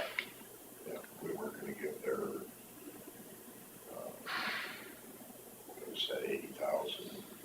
They had to give, once they got to 50%, they got so much, and then when they had completion, they got the I think it rest was, or something like I think it that. was substantial framing and Yeah, completion of framing, and then they get the rest when it's substantial completion. But how do you do that on an old house? Follow through is a lot of What work. if somebody's already living in it and has been living in it and just wants to upgrade it? If they put $50,000 in it, they can, yeah, they're gonna increase the tax value 50,000 this year. But it's gotta be reimbursables for water and sewer. Yeah, if they're doing it themselves, and they're not putting in the water and sewer, they're just gonna remodel the house. If they're not putting in the water and sewer, I guess that they're not qualified, but they're gonna upgrade everything. Because technically, if they're gonna add on to their house, they're supposed to update their waters, or their sewer. Especially if you had a bathroom. You have, you're supposed to go with the sanitarian and tell them that you're gonna add on and, because you're changing your sewer system. You're changing the possible overall volume use of the sewer system. Because they, you know, I mean, if you add on a bathroom and it's only an older couple there, that don't make any difference, but if you add on a bathroom and then another whole family moves in there, then all of a sudden you've got all the bathrooms being used. So how do we wanna do this for distribution of funds? What qualifies them to get the money? Just the reimbursables, or with a plan, what they're gonna do? Yeah, and it doesn't have to be like an architect's plan, it just No. needs to have It could be a just- narrative, It could be narrative, yep. and what's the criteria they have to meet with that narrative? We Who wanna say chooses the it? 50,000, Mhm. 50,000 valuation increase. and that narrative would identify, will that bring it up to that? You have to look at what their existing value is. That's something Would else. that be on the application? They have to identify what the assessor values it at now. And then could it just go through both Ron and the assessor to approve? Once they turn in the receipt for the water and sewer or whatever, then they get their money. I mean, is it something that should come back to us to look at instead?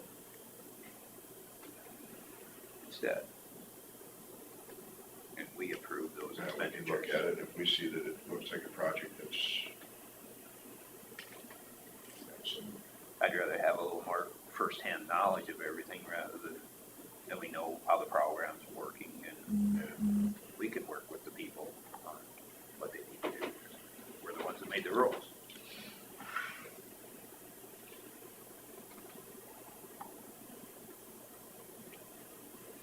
But we would, amend his budget to account for this and be the ultimate approval of expenditures. Does that seem like that work, Carla? I would think so.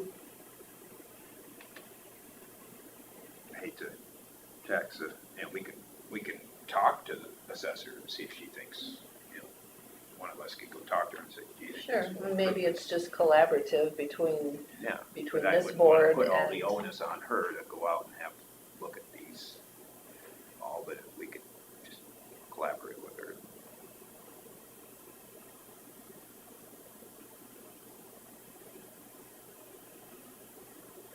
All right, so do we want to do we need a motion here?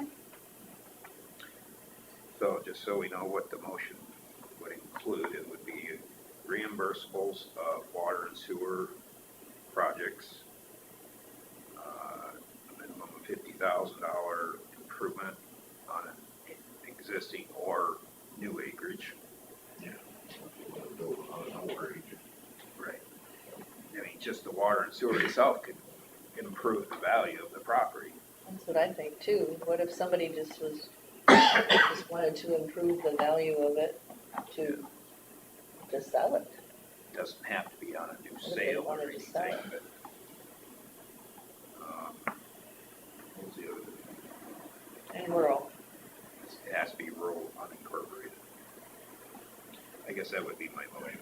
I know one house, just in Cassup County, there was nothing there, they just built acreage on top of a hilltop, a piece of their ground. So another, the one thing in here says applicants may receive the grant one time only. Do we want to include that?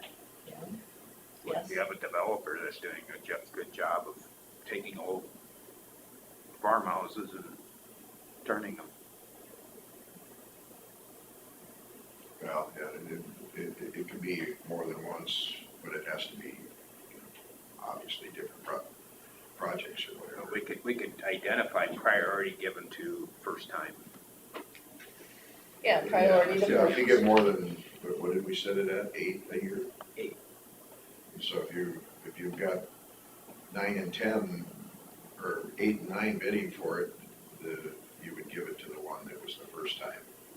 Well, and what do you call first time? We've got this list of people that have already utilized housing incentives. Are they on a list to not be prioritized? Yeah, well, that was ancient history. This is We're a starting different- over from This is scratch a different now. program. We're starting over from New scratch. program. And then the bottom says grant is first come, first serve. Do we want to keep that in? I wonder, do we want to also prioritize veterans? I mean, if there's enough demand on this, we could say we're prioritizing That is where the whole veterans thing started. as a first come. That is where the whole thing started. Yeah. So we're prioritizing the first time and veterans Veterans, yeah. and develop a scoring process to qualify them, you know. Okay.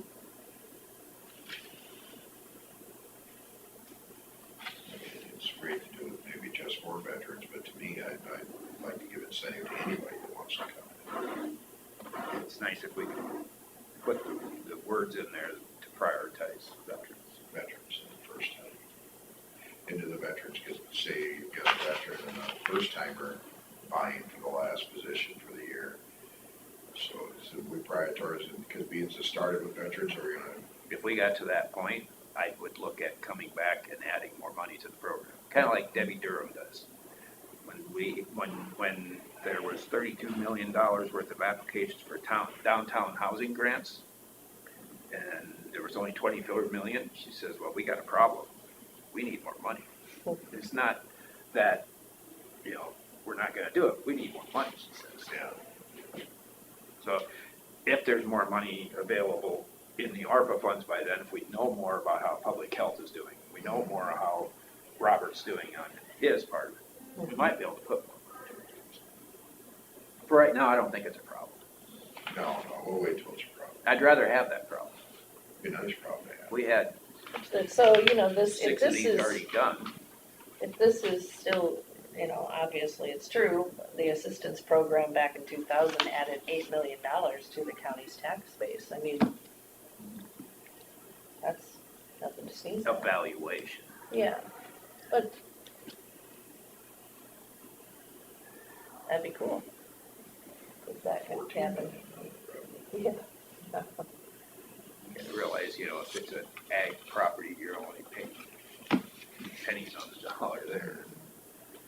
So can we wait till I get this typed up Yeah, that's fine. I just, and then I can do that. show it to the county attorney and then I'll present it to you next week? Is Yeah, that okay? that's why I wanted to table it until it was, had something written down that we could look at and make And changes I don't know if we on. want to put anything in there that funds are limited in this program, but, you know, future programs could be funded. You know, I don't know. I think we I should think start that's with just this. yeah, that's just an option. Okay, so we're gonna have no action there except for show it to Kelsey. All right, let's see. Number 10, consider for approval county claims. Looks good, so. Like I said, I didn't remember seeing the emails. I just looked back and I This wrote would be that one down. of those odd Yeah. weeks. Here's payroll and county claims and all the above, and then there you go. I'm gonna run get the stuff from Mr. Kaminsky.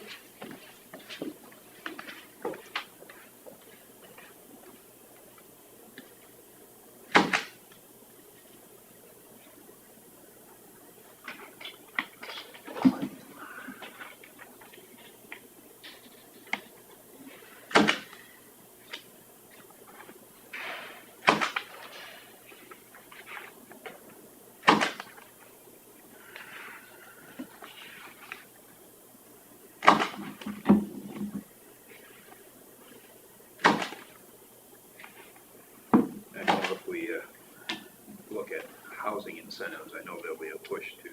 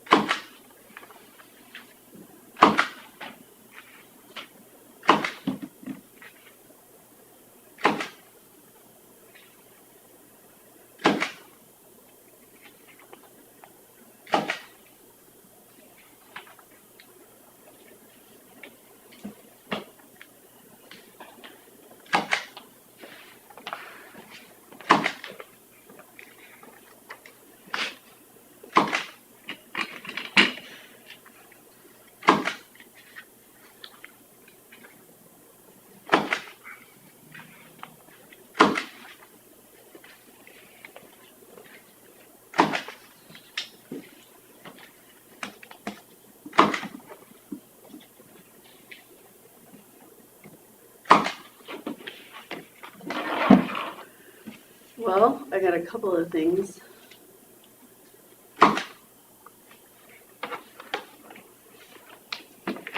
Can we go back to number, 3, no, number 8, please? number 8. Oh, discussion. Sure, public health building?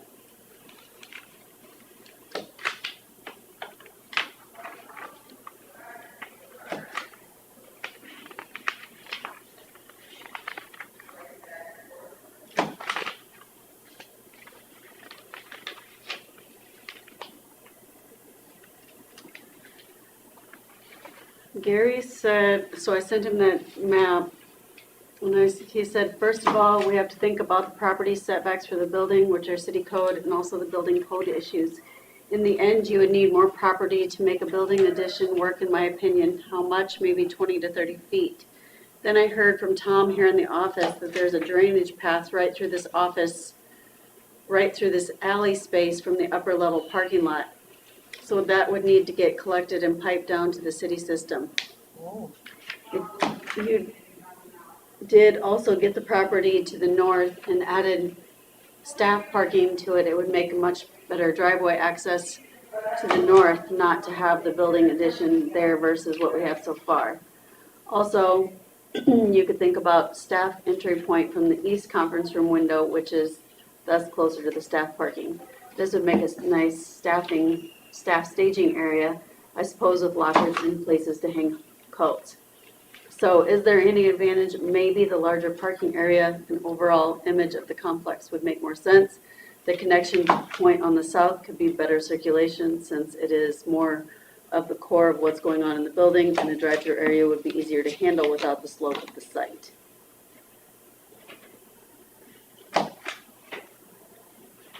So he is suggesting adding onto the south on one level. Okay, since south is kind of confusing to me.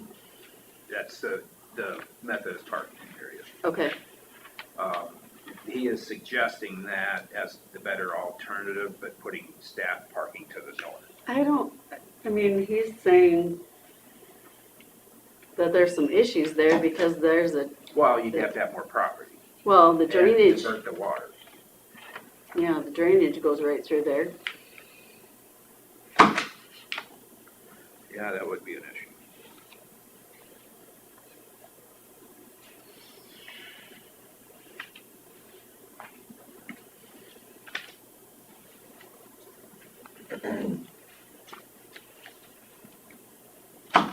So he was clear as mud.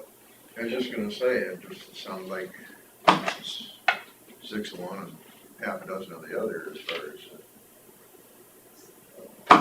Yeah, I think he's There's, saying, there's some good and bad, I think he's saying you could make either one work, yeah. but he's, I just wonder how we're gonna address the water thing. Well, right now, that Methodist parking lot is an advantage already because we use it for public health. I think it annoys me that if the Methodists really wanted to sell us pieces of their parking lot, they didn't bring it up sooner. Like, Well, I think it was just because Robert Schwartz was in this We meeting that never day. asked them. you know, I just never, I never thought I it can was an remember option. thinking that maybe that's what we should do, but I just assumed they wouldn't wanna sell it, cause it's. well, and they parking kinda lot. don't, though. Yeah, yeah. The one thing I'd like about just doing it on the north side is the simplicity of not bothering the rest of the building. Right. Well, during and then there's construction. still parking there. I mean, there's still that available parking for Yeah. vets and, yeah. Hello. All right. Ooh. Hey. So, Well, and we are to assume that the price going south is going to be more than north. I mean, I'm just saying they're not gonna give it to us. No, they're not.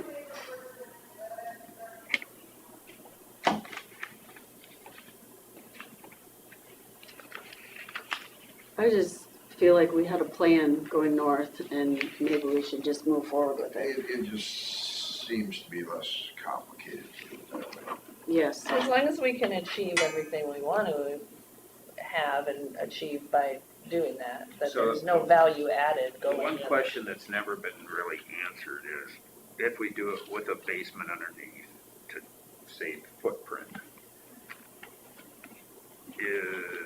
can it be designed and still qualify as ADA for storage underneath? Do we have to have we don't have to have an elevator to get that storage, do we? I don't think so.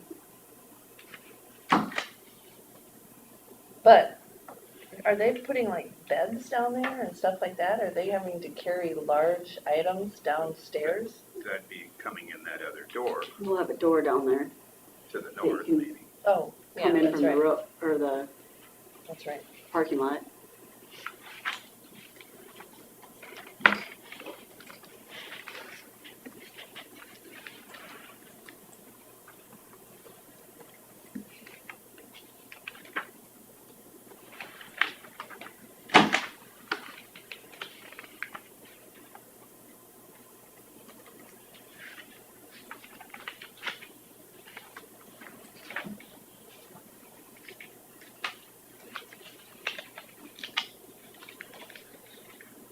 I just emailed him and just asked him if we made sure we won't have to have an elevator.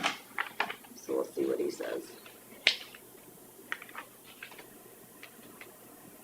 Yeah, that would add a lot of expense Cost. to it. Yeah. I mean, a couple of stairs, because it's just the employees going in and out of there, so it's not, He says putting it on one level improves the circulation part of it, but I still think we can connect it properly to do that. I think somehow, yeah. He says that it's cheaper to do it on one level, but in the past, I've always come up with the conclusion per square foot, it's cheaper to go with a basement. That's We're true. not, we're just using the basement for storage. Yeah, we're not gonna finish it.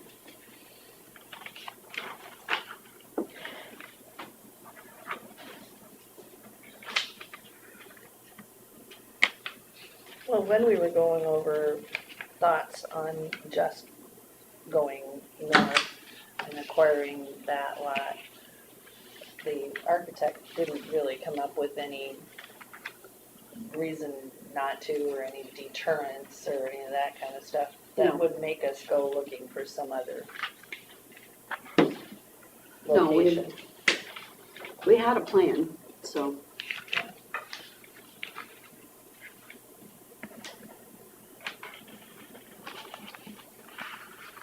He said if it's just storage, no elevator would be needed. If you decide to use it for meetings with the public, then we have another story. They're Or already gonna have even, a meeting room upstairs, right, or the existing one, That's what I had planned. yeah. So So if we were gonna use it as a conference room though, the basement, yeah, if we decide to use it for meetings with the public, we have another story. If it's just storage, no elevator would be needed. well, is the board considered public? If the conference room wanted to be down there? Yeah, and I mean, that's good incentive to not have it downstairs. Right. Yeah, but then that frees up more the conference room doesn't have to be on the main level, and that frees up space that the conference room could be in. There'll also be a new main level. So that, even if you wanted to move the conference room in that part, in the new addition, in the upstairs part of it, it just can't be in the downstairs part. Yeah.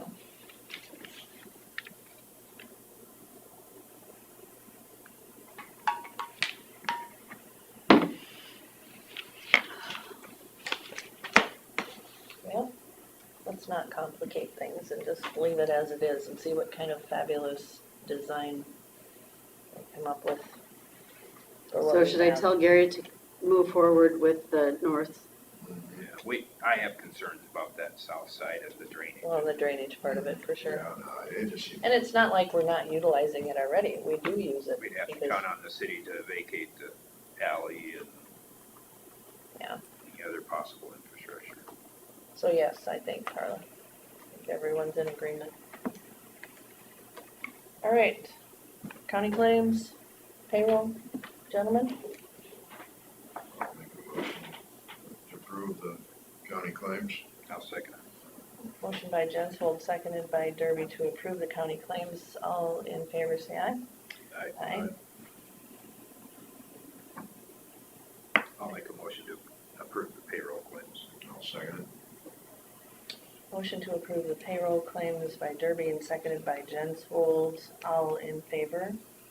Aye. Aye. Motion passed.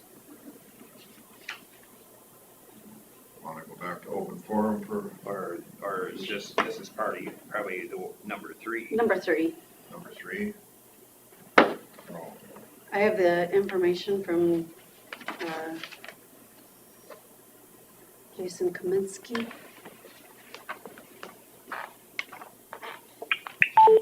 Julie has left.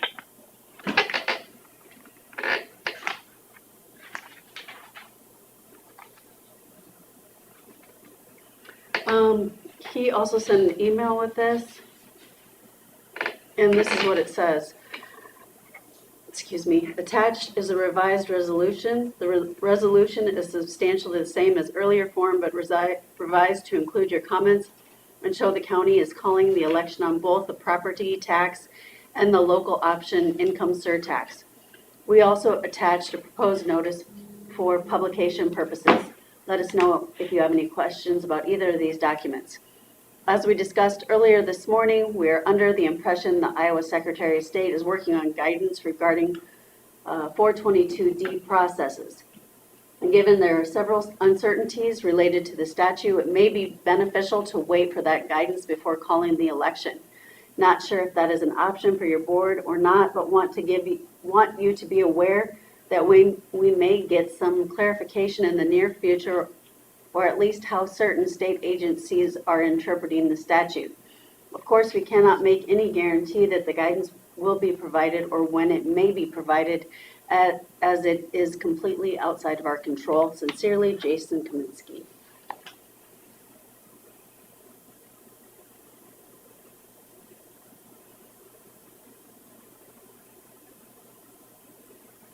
Since I'm not looking at it, he's saying that there's a possibility it may be interpreted different. Yes. I can forward you this email. But not in time to, Not in time for this election, but maybe the one for the city school next November.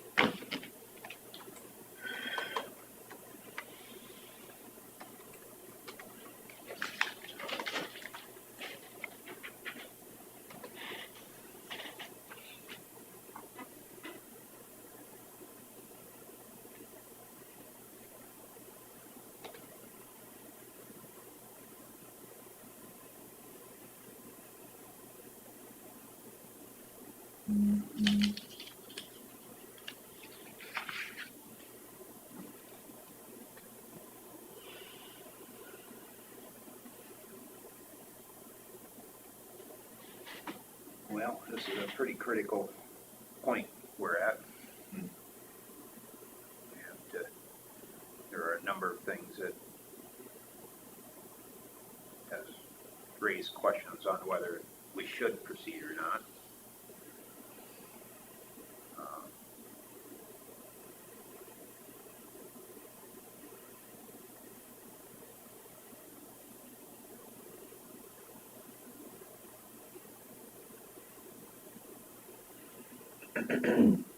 What happens that we have declared emergency EMS to be an essential service?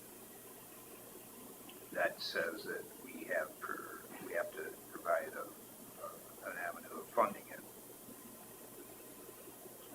So almost need to find out from Kelsey, can we stop the process?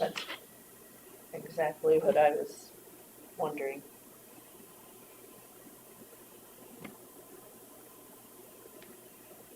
If we have deemed it to be an essential service, what are we required to do? Or would it just be simpler to put it on the ballot, and then if things Let go it fail. awry, and then just go around till we don't vote for it? Or let them make that Or decision. make, you know, I mean, it's,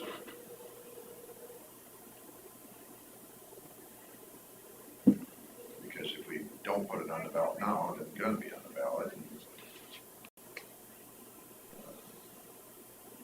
if we put it on the ballot, at least it's there, and we've got until November to figure out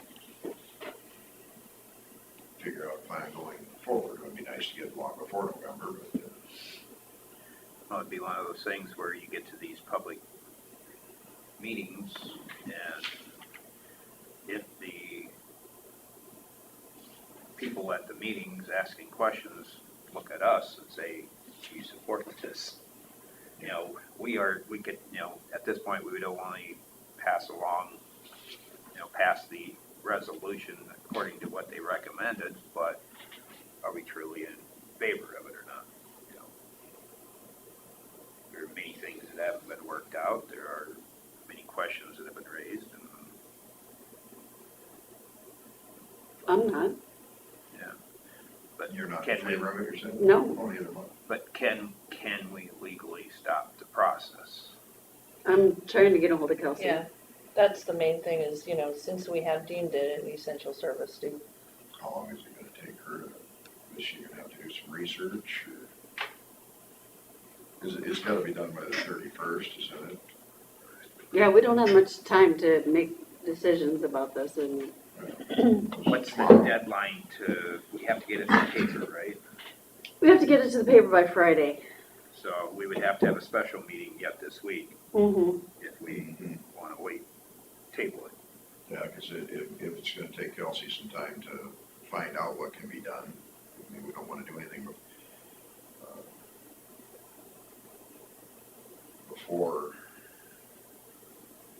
cause otherwise she won't have any time to, yeah, and maybe she doesn't need time, I don't know, maybe she'll just know right offhand, but we don't know that yet. I would guess she hasn't researched that. Well, that would be my guess.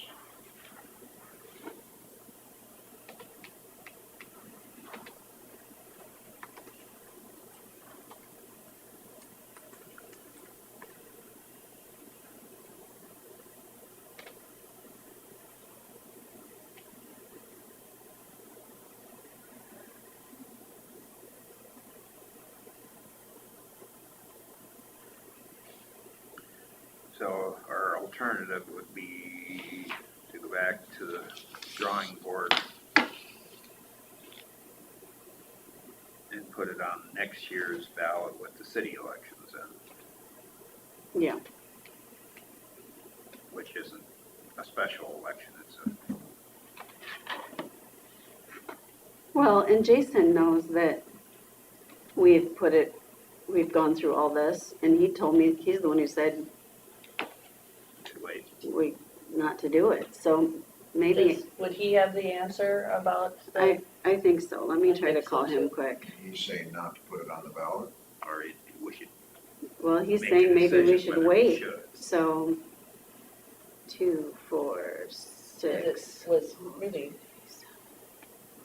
kind of wishy-washy, what he was saying, that it might be this and it might not be that. And That's why you pay for legal counsel, Mhm. so they can be wishy-washy. Hello, this is Jason. Hi, Jason. This is Carla Weiss with Winnebago County, and I have you on speakerphone with the supervisors in the board meeting. Okay. And we're discussing the vote, whether we take it, how do I say this? At this point, we've been through all the public hearings and all that stuff. We formed the committees. The committee made a vote to do all this stuff, but the board is having questions whether or not they should pass this resolution today to put it on the ballot. Can we stop it at this point? Yes. Yeah, absolutely. It's the Board of Supervisors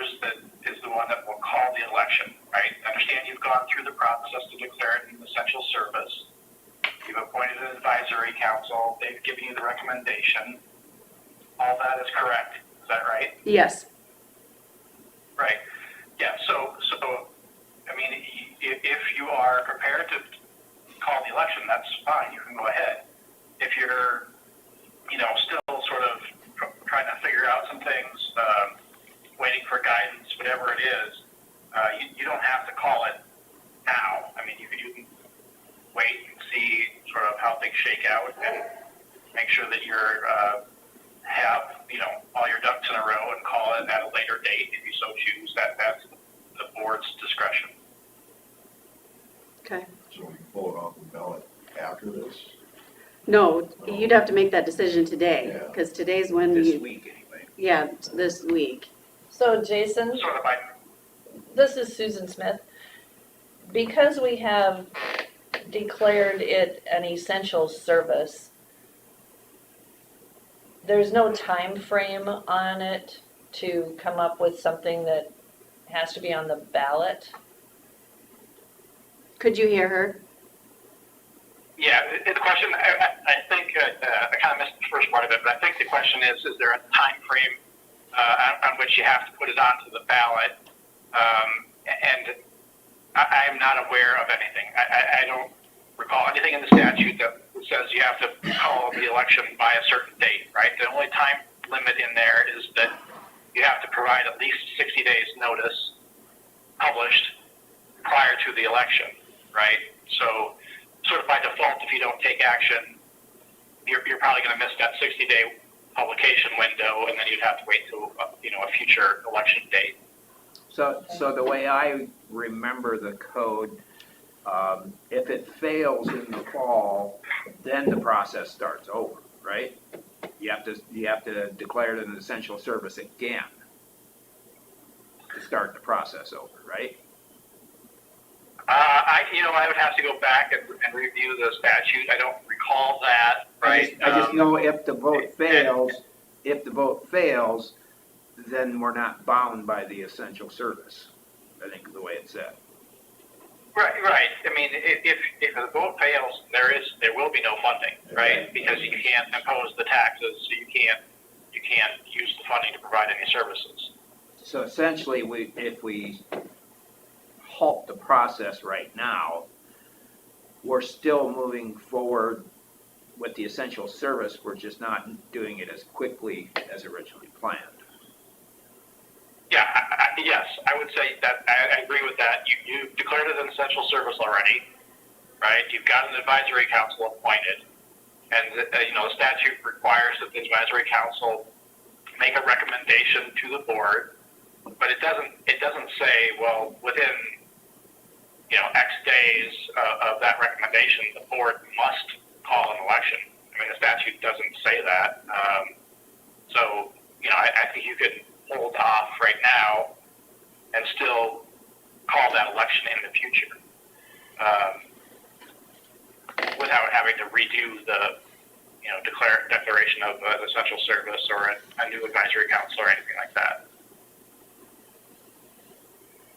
I didn't know if it would affect our budgeting process for next year, that, since we've deemed it an essential service, do we have to budget for it contingent on a vote? Well, I would not budget for it until it passes. You had an election, right? Because there's no guarantee that will ever pass, right? So I wouldn't budget for it until you have an election that's passed.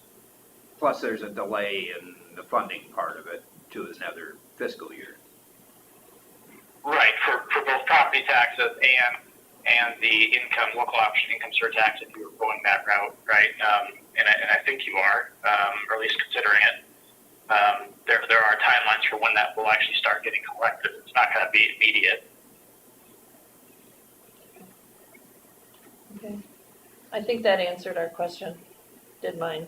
Yeah. Anything else? Okay. No. All right, thank you so much, Jason. Okay, thank you. Have a good afternoon. You too. Bye-bye. Bye.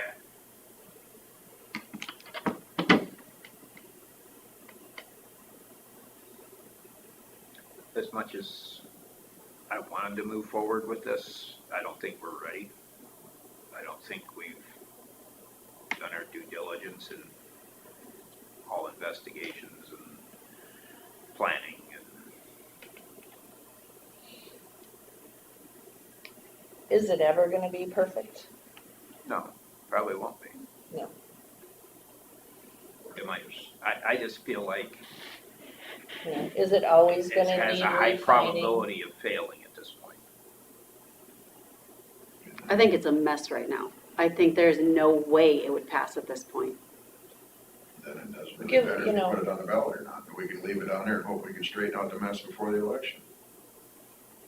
Well, why would you put something on there knowing it's a mess and why would you take something to the voters that isn't right? That's what Well, that was the question though. Is it ever gonna be perfect? well, I don't think it'll ever be perfect, but I think that it's gotta be better than this before you take it to the voters. It's just a shame we have to make this decision, you know, at this point, not knowing whether it's gonna be closer to perfect or not. Mhm.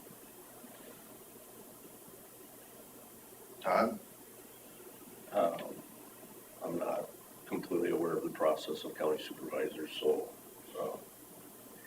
there has been a few things that have been brought to light by me stepping down off the council. I've had a few phone calls. I have not been reaching out to people. I want to make that very well aware.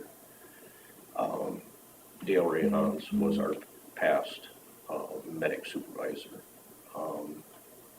He inherited a problem when he became medical supervisor. And I would ask that you talk to him about the situation that he was involved in. But it comes down to our BLS and ALS calls and getting into trouble with Medicare and Medicaid. And so there was a situation that arose, and we need, as a council, you guys need to hear his experience through that and what that process took.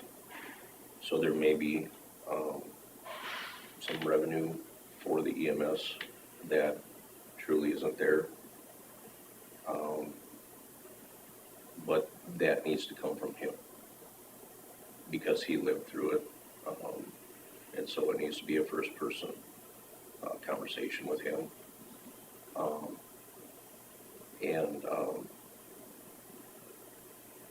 As a past committee member,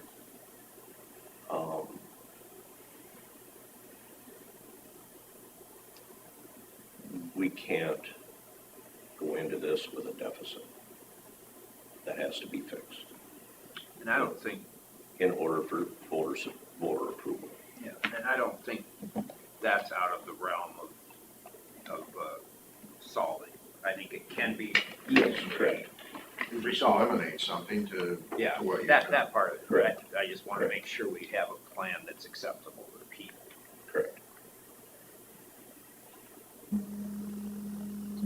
Well, and let's give a little credit to, you say it's a mess and it's a disaster and stuff, but people have worked really hard on trying to come up with plans, so I wanna put a positive spin on it, Yes. because I don't think it's a disaster. I think we've come a long way in eliminating some bad ideas and hopefully opening up some, better ideas, because people have spent a lot of time and effort and concern and taken lots of phone calls Yeah. about it. I've been going to meetings for 3 years. I mean, I understand. I know, I I've put a know. ton of time into this. You No. put more time than I have, I know, but I still feel like we need to speak about it as positively as we can, because people have really done a lot of work. There's a lot of passion involved, and there's been a lot of work done, and I do agree with you on that. There's been a lot of ideas brought to the committee meetings. There is. And like that quote that I stated in one of the meetings, you may not like it, but can you live with it type of situation.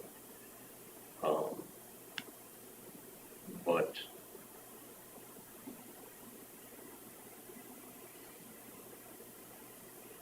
it's in your guys' hands. First thing, I guess, is that we have a very professional EMS system in Winnebago County. Everybody in the nation is short-staffed. And this is not a problem that Winnebago County only is dealing with. The thing is to make sure we have top-notch service for our county, for our citizens of our county, but also do it fiscally well.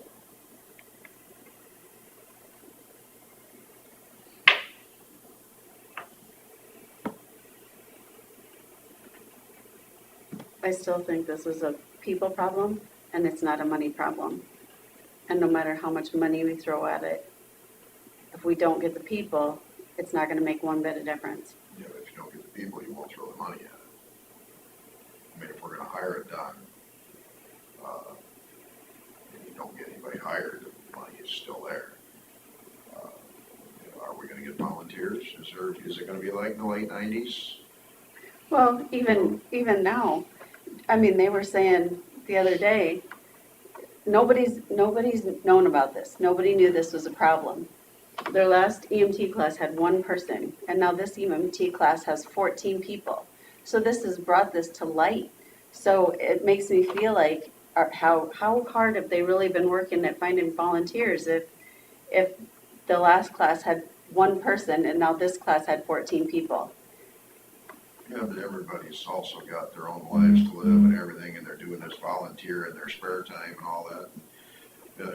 You wanna go out and beat the doors all the time trying to get people to volunteer when you're already volunteering yourself to do this? I mean, it can be an intrusive thing, and I mean, the whole process here, like it did in the late 90s, when my folks having these same discussions, it got in the papers and everything, and everybody started, I mean, because there was being a lot of noise made about it. People going out themselves and actually recruiting. I mean, yeah, is there some of that done? Yeah, but can you expect your volunteers to put in even more time volunteering to do that? I mean, there's a lot of it. I mean, everybody's busy. I know, everybody's busy. And, you know, I have a lot of respect for all of those people and everybody who volunteers and everybody who's a paramedic and everybody who's an EMT, because not just everybody can do that. So I have a ton of respect for those people. The problem is with all of this is nobody knows what the answer is. Nobody knows. And Winnebago isn't gonna just magically find the answer. And when I was down at school this last week, it was the conversation. I mean, everybody I talked to was talking about EMS. Everybody was talking about it, but nobody had the answer. Say who had the answer. But if people keep putting off doing anything, you're never gonna find the answer.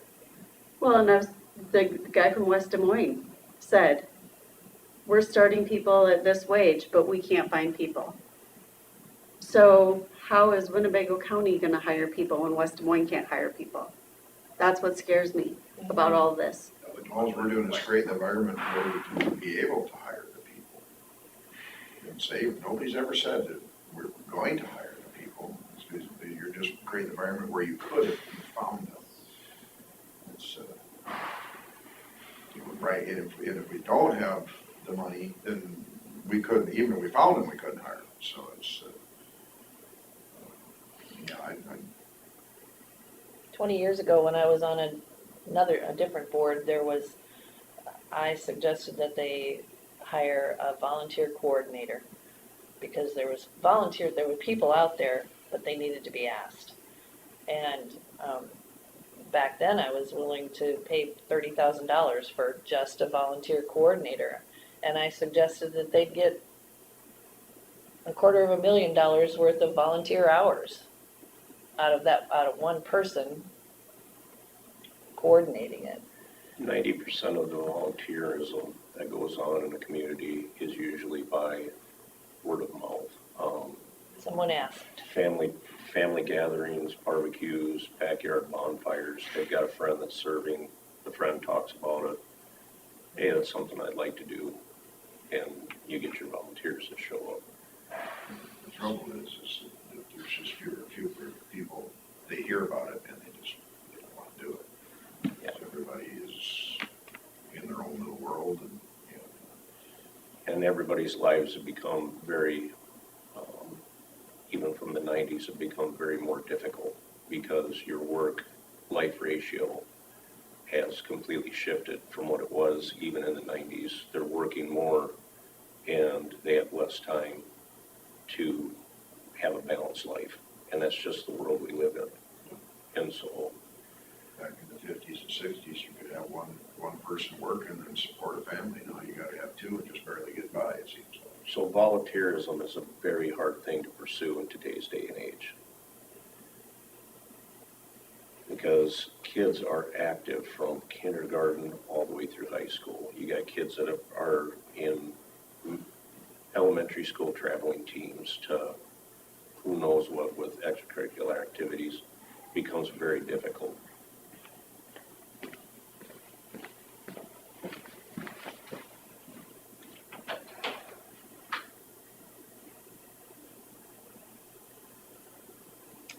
I understand why people don't want to volunteer. I mean, it's intrusive. I watched what my wife goes through, having to miss out on stuff because she's on call. I mean, the rest of the family, you know, we all decided to go to Shields quick to go buy us a couple of pairs of athletic shoes. And she can't go with because she's on call. And it's hard to plan things like that.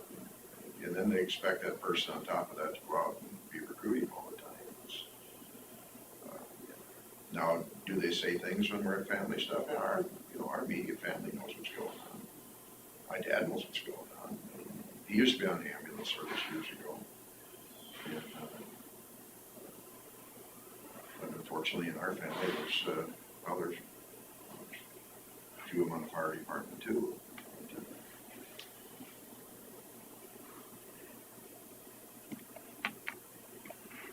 Well, what's the consensus of the board?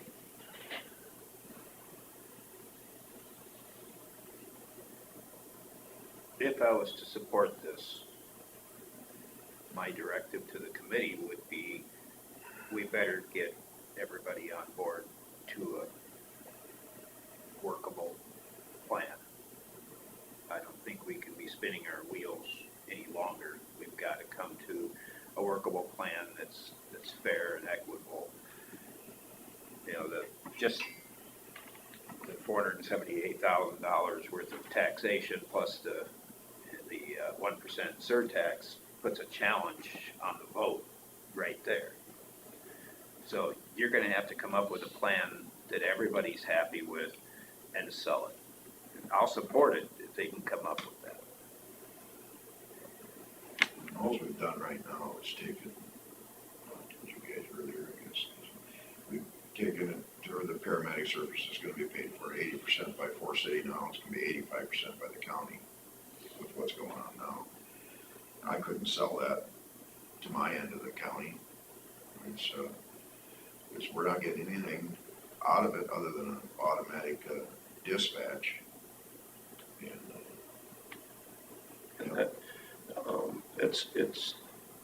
It's a very difficult situation. We had a pretty solid plan. Plan 3 was pretty solid.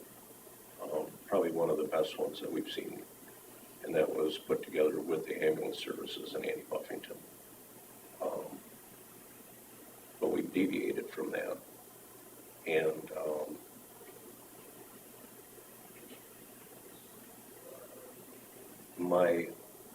as a citizen, I'm here as a citizen, my thinking behind it is that there needs to be more research and discussion. My recommendation to you as a board is that, as a citizen, that the committee needs to be shaped out. It's very large, very hard to get things accomplished when you have that large of a committee. Well, then you can't represent every area, and then you're gonna have a few people deciding what this person in this area ain't gonna get anything to say about it. Yeah. So And as we're sitting right now, EMS is directing where we're going in the meetings. And so, which is fine. They're the experts. They do what they do. So it's,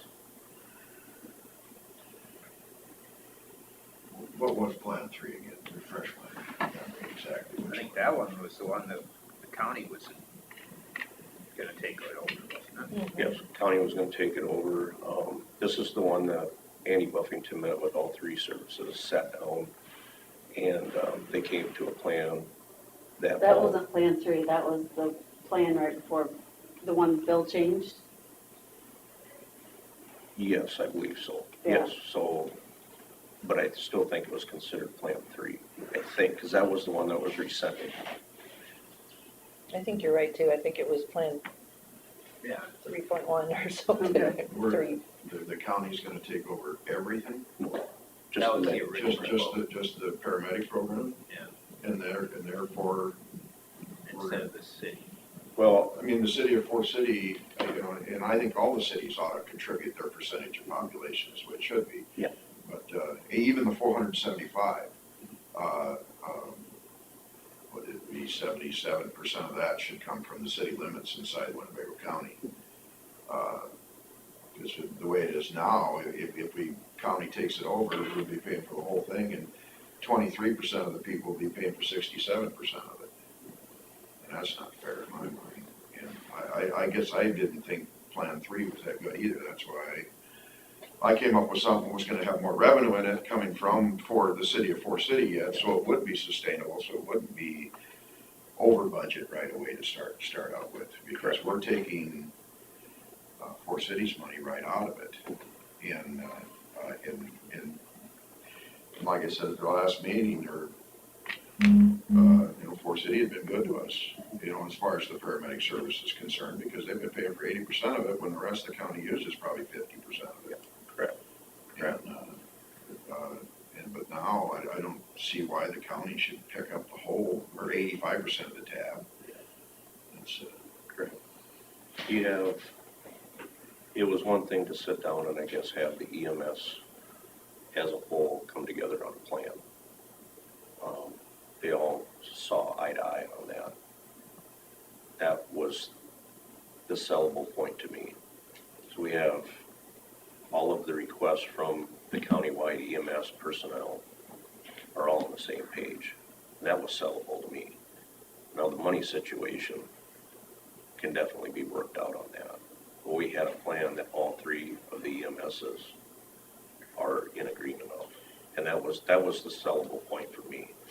to me, it seems like we should put more money in each ambulance service itself, But not so much the paramedics. I don't think we need to really reinvent. I think the county should be putting more into the paramedics service out of this money. But I think more of it should go so Lake Mills gets some in Buffalo Center. Instead of 35,000, they should each get enough to maybe hire a full-time EMT during the day. And, Or they can pay their volunteers more, or pay their whatever. volunteers, pay their volunteers so they can afford to take off of work because not everybody gets paid when they go on a call. it's level of care. I believe that the ambulance services should get more money. There's, it's a struggle. It is. What it really comes down to is the level of care, and an EMT can only do so much. And so the paramedic program is a very important. But the ambulance can move with EMT. Correct. And if we don't have an EMT available in Buffalo Center, then we have to sit there and wait for one to show up, or the paramedic to show up. Yep. To me, I'd change the rules, and rather than lay on the floor in my house waiting for an EMT or a paramedic to show up, I'd rather have a couple first responders load me in that ambulance, get me on the way wherever I need my help at. I don't think they should be restricted to transporting There is instances, from experience being in the back of a rig, that, I had fire experience behind me when I got on the ambulance here at Forest City. There are situations that EMTs are not prepared to handle, that it is a medic. When you've got somebody that has had a very traumatic injury, paramedics have that higher level of care and the training to be able to say, this is the direct path we need to take to save this person's life. EMT has high level of training, not to the extent that the paramedics have. And so if you get, a bad call, you are going to need that paramedic there. And EMT is going, and it can be brought back to just like joining the military.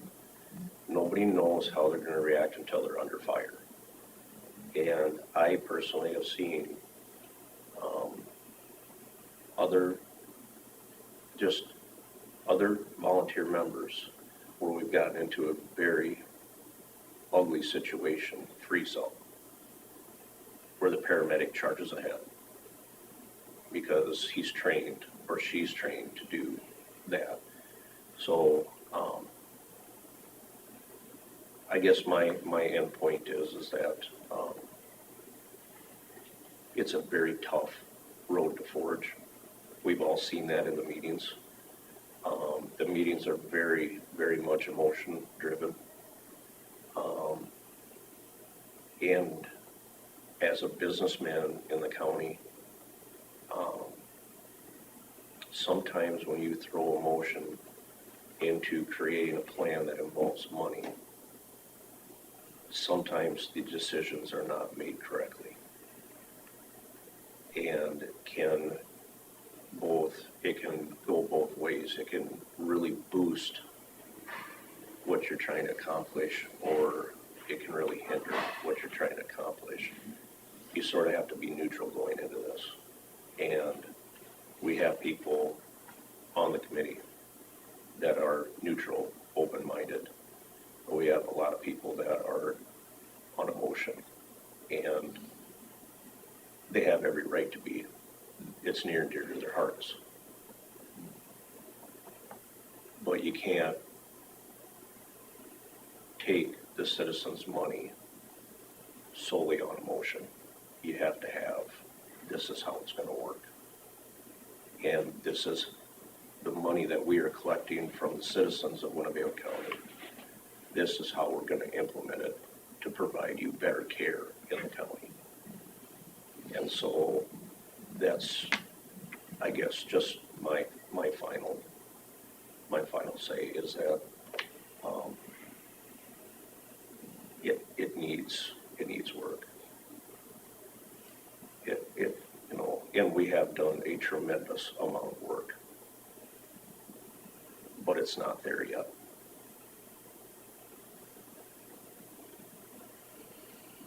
Okay.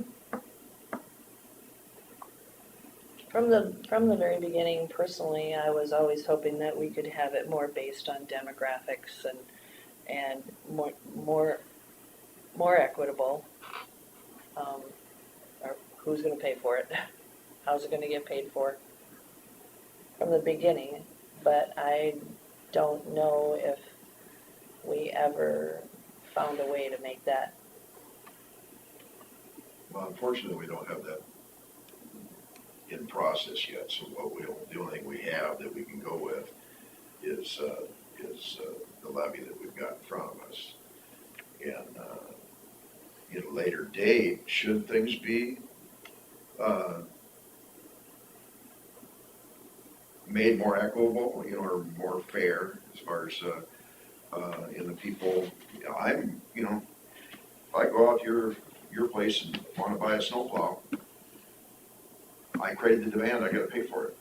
Anybody that creates the demand for the ambulance, their insurance company, and they should pay for it, not someone else. Whether it's a farmer or, everybody should pay for their fair share. I would just assume we got this all done with volunteers, didn't have to worry about any of it, but if we're gonna have to start hiring people, then we've gotta, do we wanna move forward with it now, or we're gonna put this off for another year? I mean, I guess that's our question now. We can put it on the ballot, if we don't get anything straightened out, it'll just get voted down. How many times did you get, was it, the jail was on the ballot 3 times, wasn't it? It end up going that route, but. But do we do detriment to what we're trying to get done by putting forward something that we don't think is gonna work? Well, we're putting forward the only revenue source that we have right in front of us right now. We're putting that forward and then the plan to sell it at this point is gonna have to come later. And if we don't get there, then it just will get voted down. And then the next time you have to come up with a better plan, the next time you put it on the ballot. So then my question again is it putting it out there in front of the public so at least they know that there's an issue and there's a problem by putting it on the ballot? And then there is more media coverage and does it accomplish what we want it to accomplish? The jail got more support each time it was on the ballot. Or does it get laughed down because it's not gonna work and then people think it's a See, that's a joke? That's my biggest fear, that I sat in on the committee meetings, is that we put a plan together and in 3 years, we've got to go back to the voters and say, we just taxed you out and this didn't work. And that could be very rough on you as supervisors, people on the committee, EMS personnel in the county. What I would say to you guys is that you are the Board of Supervisors for Winnebago County, and you have a tremendous amount of weight on your shoulders with many different things that go on in the county. What I would say is if you decide not to go forward with putting it on the ballot, that as the committee themselves put in work, continue with the meetings, but put a focus on helping the volunteer ambulances that we have right now to try to get them to a place that they can survive another year. Whether that would be the county helping with outreach into the communities, but we need to have some support for those volunteer ambulances. Do I believe it should go on the ballot in November? No, I don't. As a citizen, I don't. But we need to have something in place to show that the citizens of the county and the Board of Supervisors, we're going to help, we're going to walk beside the EMS services that are having troubles, and we're going to do what we can to keep you up and running until the next election. And how are we gonna do that? Because we won't have, I mean, yeah, we can be behind them in moral support, but we will have, there will be no money to do anything with. We can't budget for it. No. Camera hanging on the corner of the wall is a huge tool. The more you talk about it in these meetings, you'll be surprised how many people watch those YouTube videos and peruse through them. And, there's things like that can be beneficial to help the cause if it doesn't go on the ballot. Personally, I almost think we shouldn't do anything with the paramedic service other than maybe put a little more money into it, the county, and then support each ambulance service, which represents all areas of the county. But then do we need that much money? No. We don't need nearly that much money then. No, we can back off, get rid of, well, when it comes to the rural part, that's where it gets dicey. without the income tax surcharge, but if we went with that and then lowered the rest of it down to giving each ambulance service enough money to hire a full-time person during the day, and then when everybody gets off of work, you got your volunteers back, and the weekends. Because as we sit right now with the valuation, we're at about $1 an acre for farmland. I think any farmer in the county would pay $1 an acre for this cost. The backside of it is valuations go up and down. You know, I mean, personally, on my house, my properties all together, I suppose this is gonna cost me $100. And maybe I'd pay $500. So I would have somebody there for one of my family. Yeah. If evaluations go up, which they're going to, because we have been in a complete skyrocket upswing on farmland, the more you raise that up, you're gonna have more concern from the rural community property owners, guys that own farmland. And if the valuations go up, you can always lower the levy. So to compensate for it. I mean, the North Iowa School District already does that. I mean, they keep lowering their levy because, the money, you get it back for students, so anything extra just gets to stay with the state, and they can divvy it out wherever they want. Yeah, correct. Yeah, I just,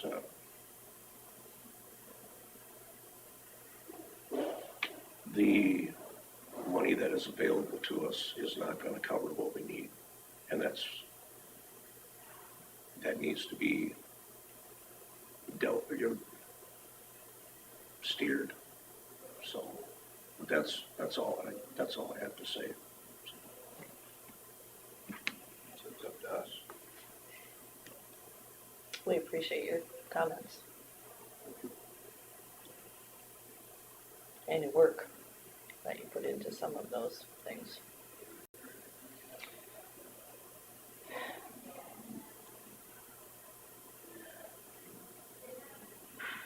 Well, I think that if we were to end this thing right now, we're gonna have some volunteers that are gonna be a little bit put down by that. I mean, they're hoping that there's gonna be some kind of help coming, and it's not gonna come for a whole other year for sure, which will mean we're already voting on it, and then we won't even see a penny of this until next September, 2 years, so. So going forward, if we were to go forward, you know, we put all the numbers in place. If we're able to work out something with the cities to make it more fair, you know, population-based and call-based, maybe we can lower levies. Maybe we don't in need the all that future. money. I mean, right We now. don't have to go to the max levy every year. No, yeah, that's the whole goal, is to try and get that thing down, especially if you start getting volunteers on top of that. And, you can work your way down. This isn't like, big government where we're just gonna keep taxing the max and then spend it. I mean, to me, if we don't need it, we don't tax for it. So we can lower this as we go, as we get things more equitable for everybody. But for right now, we don't have that ability. Yeah, we don't have We have that to deal with set what's in been motion, put forward. so we've gotta deal with what we've got. And, I will interject, is that you please call Dale Rayons and talk to him about the situation. I haven't talked to Dale in a while.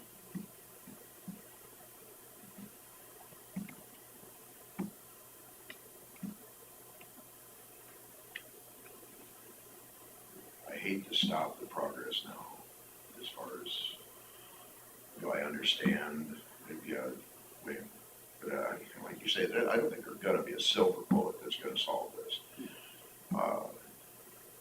Do we get the ball rolling, stick with what we've got, and then in the future, start trimming things back again? I do think that we need to maybe have some of the EMS members take a step back. Because we've done all the, we've got information from them.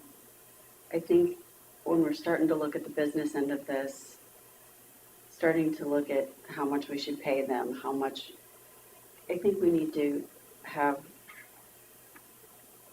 the business people, like, Well, the EMS people, I mean, they're kind of like voting themselves a raise in a sense. yes, Yeah, and I have nothing against them, and I don't even say, I'm not even saying that we don't, maybe shouldn't be paying them a little more. But at the same time, the proposals that they always come up with, they don't seem to care where the money comes from. And we unfortunately have to care where the money comes from. It's like CSS, one of the CSS, at one of the meetings, she goes, we can't spend enough, we've got to spend everything we can get. And I says, well, it sounds great, I says, but you know, you can spend too much. And, I think it's, I mean, they've done a great job, they've put together plans, but I think it's time now that they, and we can call them if we have questions for them, but I think, well, we've got, this has got to be done by Friday. We have to have it to the We paper have to by have it to the Friday if paper. it's gonna move forward. So then we would have to have a special meeting on Friday morning to approve it after our Thursday meeting. if you don't do it today, it's on the agenda to do today, Yeah, well, we can put it on, we can yes, table it until Friday morning. if you want to, yeah. And then we'll have one more meeting where everybody's gonna have to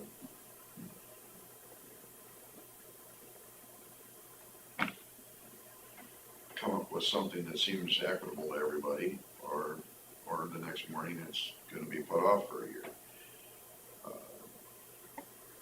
I think it's gonna, if we're gonna do that, I think it's gonna be up to the three of us to sit down at the meeting and explain to them where we're at on this and where we want the input from.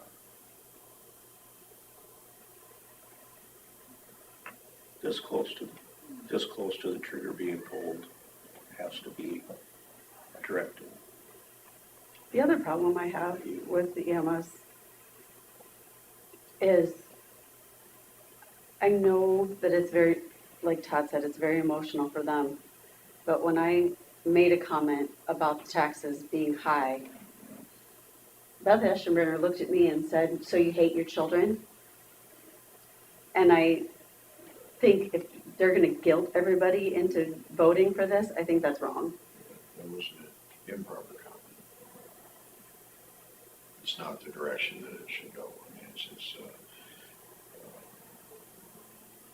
everybody wants what's best for their children. We just gotta figure out how we can afford it. And I want the best quality of life for this county Yes, and the surrounding county. Everybody does. and I don't care whether they're from Fort City, Lake Mills, or Buffalo Center, which community. I just- I want something for everybody. I just think that we have to look out for the taxpayers too. Yes. There has been some comments that have been made that are, I guess, you in this room understand the situation. You've seen the situation. If you want to be treated like a professional, you need to act like a professional. And there has been instances that is not happening. Well, when I got on this board, one of the main thing that I was most interested in was provide safety for our county.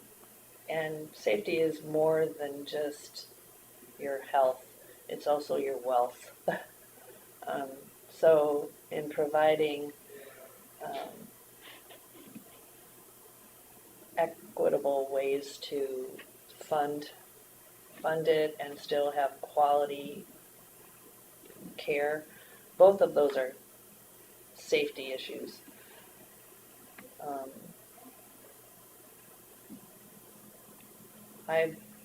I hate to go backwards because I feel like this is as far as it's gone ever.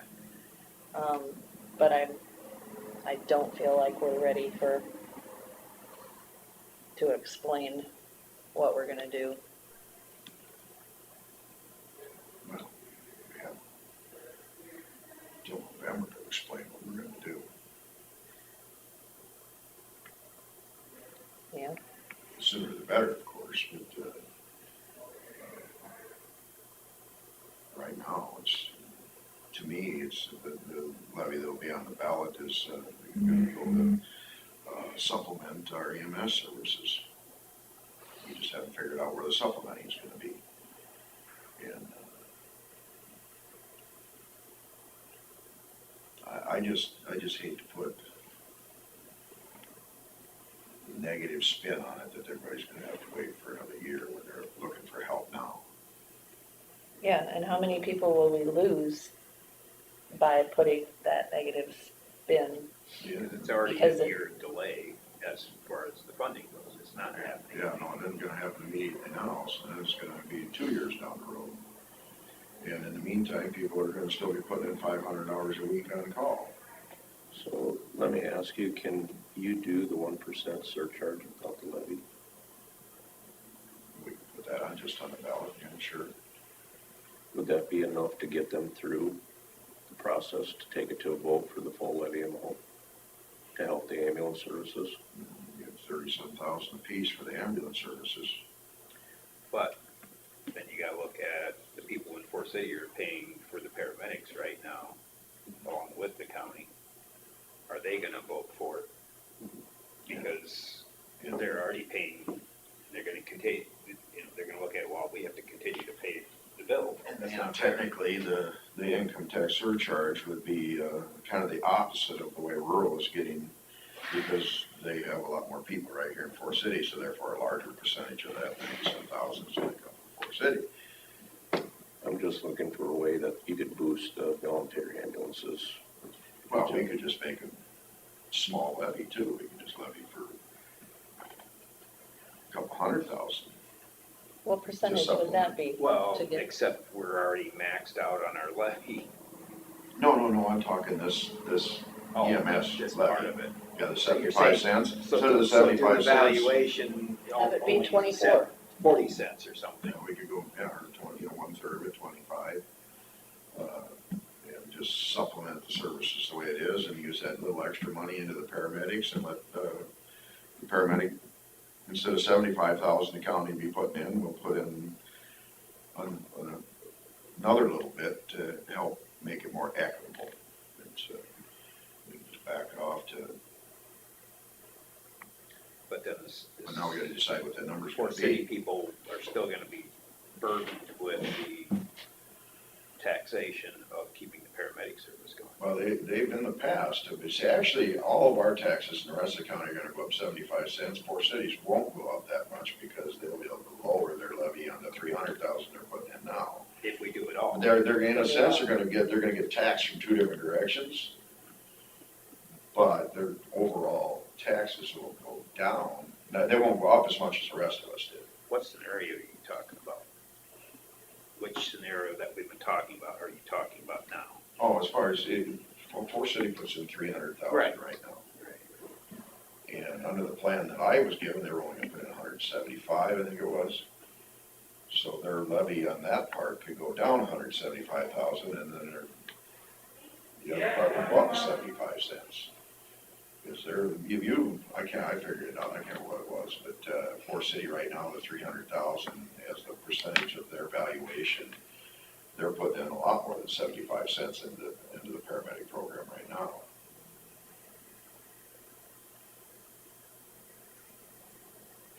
Well, I would suggest if you have a different plan outside of what they've come up with, you better have it in writing by Thursday to explain that.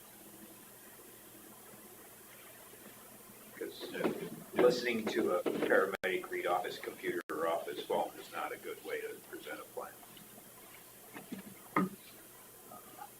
I think it has to be in writing to accomplish anything. And if we're trying to accomplish it all in one more meeting, Yeah, we need to look at this time frame because That's why I lean towards, Thursday with a Friday morning meeting, Thursday night with a kinda Friday giving morning. them the ultimatum.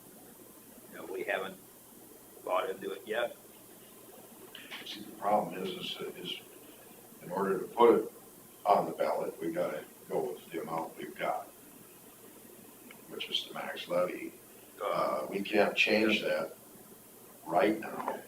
Why not? No, we can still change Well, I that. mean, we can change it up until it's been advertised, I guess, as far as we got until. Isn't that the only criteria? It has to be advertised what was passed. Mhm.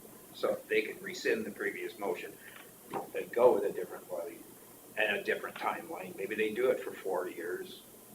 And in the meantime, maybe the city's kind of Yeah, taking I or mean, something. they could still do a 25% for 4 years and see how it works. But I think you have to do whatever the board recommends. You can't do a line item. I don't think so. Yeah, the board so Well, they would far have has- to, I mean, I guess we have one more chance. to but we've recommend always said something we that- don't have to spend the full levy. If we just pass what we got, vote today to have it on the ballot, and it may not pass, just like the jail did twice. And we don't have to use all the money. Right. I mean, it can be put into whatever you create like an EMS Trust fund or fund. something like that. Yeah, we already have one. We don't have to spend it all. Right. We just will have it on the ballot, and then we can come up with a plan before the election. It'll hopefully help sell it, and if we don't, then it just won't pass. But at least, I mean, we got until Friday. I guess maybe we should go through a special meeting on Friday morning. I will leave you to your discussion, but before I leave, I would like to say thank you very much. It's been a pleasure working with you. Thank you very much. It has been a pleasure I working with I you. don't not think done. we should resign personally, but Thank you very much. Carlos, what they put out there, I think we possibly took a little too personal. You gotta learn not to take some of that I stuff know. personal. But I'm old school. Well, When you blast it out. I'm even older school than you, so Yeah. it's, But yeah, I didn't like what I looked at.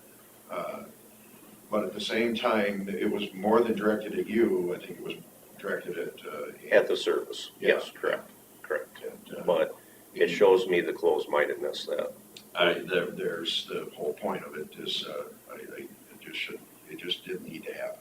And so when mines are closed, very hard to open back up again. So, but it has been a pleasure. I've enjoyed working with you, so. I wish you hope the this best of luck. isn't the final, because you brought a lot to the table. Thank you for that. In what is it, AM what? AMR, I always want to say MS. American Medical Response. EMS, that's some kind of mechanical. Chemical. AMS, ammonia. Yeah, there you go. Sulfate. And, of course we should look at that. I mean, it's just another option out there, so there's nothing wrong with looking at it. Now, personally, I was skeptical, because, where do they get their people, how are they getting people when nobody else can, and they obviously must be paying them less. Which would be a threat to the rest of them, I guess, So not knowing AMR's programming, this is just my take on it, is I sort of looking at this like a retiring farmer. You have a gentleman that's, let's say, we'll go storyline here. Gentleman's retiring from farming, he's got 1,000 acres of ground. 250 of those acres are horrible on production. But typically when a farmer retires and he goes to a neighboring farmer and says, hey, I want you to rent my 1,000 acres. Typically that neighbor that was asked to rent the farm can't go and say, those 250 acres are unproductive, I'm not renting them. Because it's all or nothing. And I think sort of that's what AMR is sort of like, is that they're making their revenue in larger metropolitan areas so they can charge cheaper when they come into rural areas. Because you're not going to go to the farmer and say, I'm not going to rent that. You're going to rent all of it, and the good ground is going to make up the difference on the bad ground, and your revenue is still going to come out the same. I'm not sure. I'm not in the AMR committee. I just brought it as an option to the table. And so, but as I'm thinking thinking that might be how their organization is set up, is that they make good money in the metropolitan areas, and they can offer a service in the rural areas. They've been in Floyd County for 27 years for a reason, and it's not because they did a bad job. Okay, and it was one of those things that almost seemed too good to be true. Why isn't everybody jumping on that bandwagon? And I think it's because they make good money in the metro areas. And how many ambulances are they providing there in Floyd County? I think it is, they have 4 available. Okay. And I think they staff 1 full-time, and then they have a backup rig that is also full-time. So I would have to pull the paperwork back out Anyway, and look again. So, but it's been a pleasure. Good luck. all right. I wish you the best of luck. So thank you very Thank much. you. Thank you. All right, we have to decide about some What meetings, time on guys. Friday? It's supposed to be better for you if it was earlier, just get it done. Earlier the better, Or you so she need can put it to time, the papers. if there's changes, you have to put the paperwork together. So 9 o'clock on Friday? Mm-hmm. So I will make a motion to table this until 9 o'clock on Friday. All right, I'll second it. We have a motion by Derby and seconded by Jensvold to have a 9 o'clock meeting on Friday the 2nd. To table this discussion on the resolution directing County Commissioner of Elections. All in favor? Aye. Coffee. All right, we are done for See you, today. Willie. We're adjourned.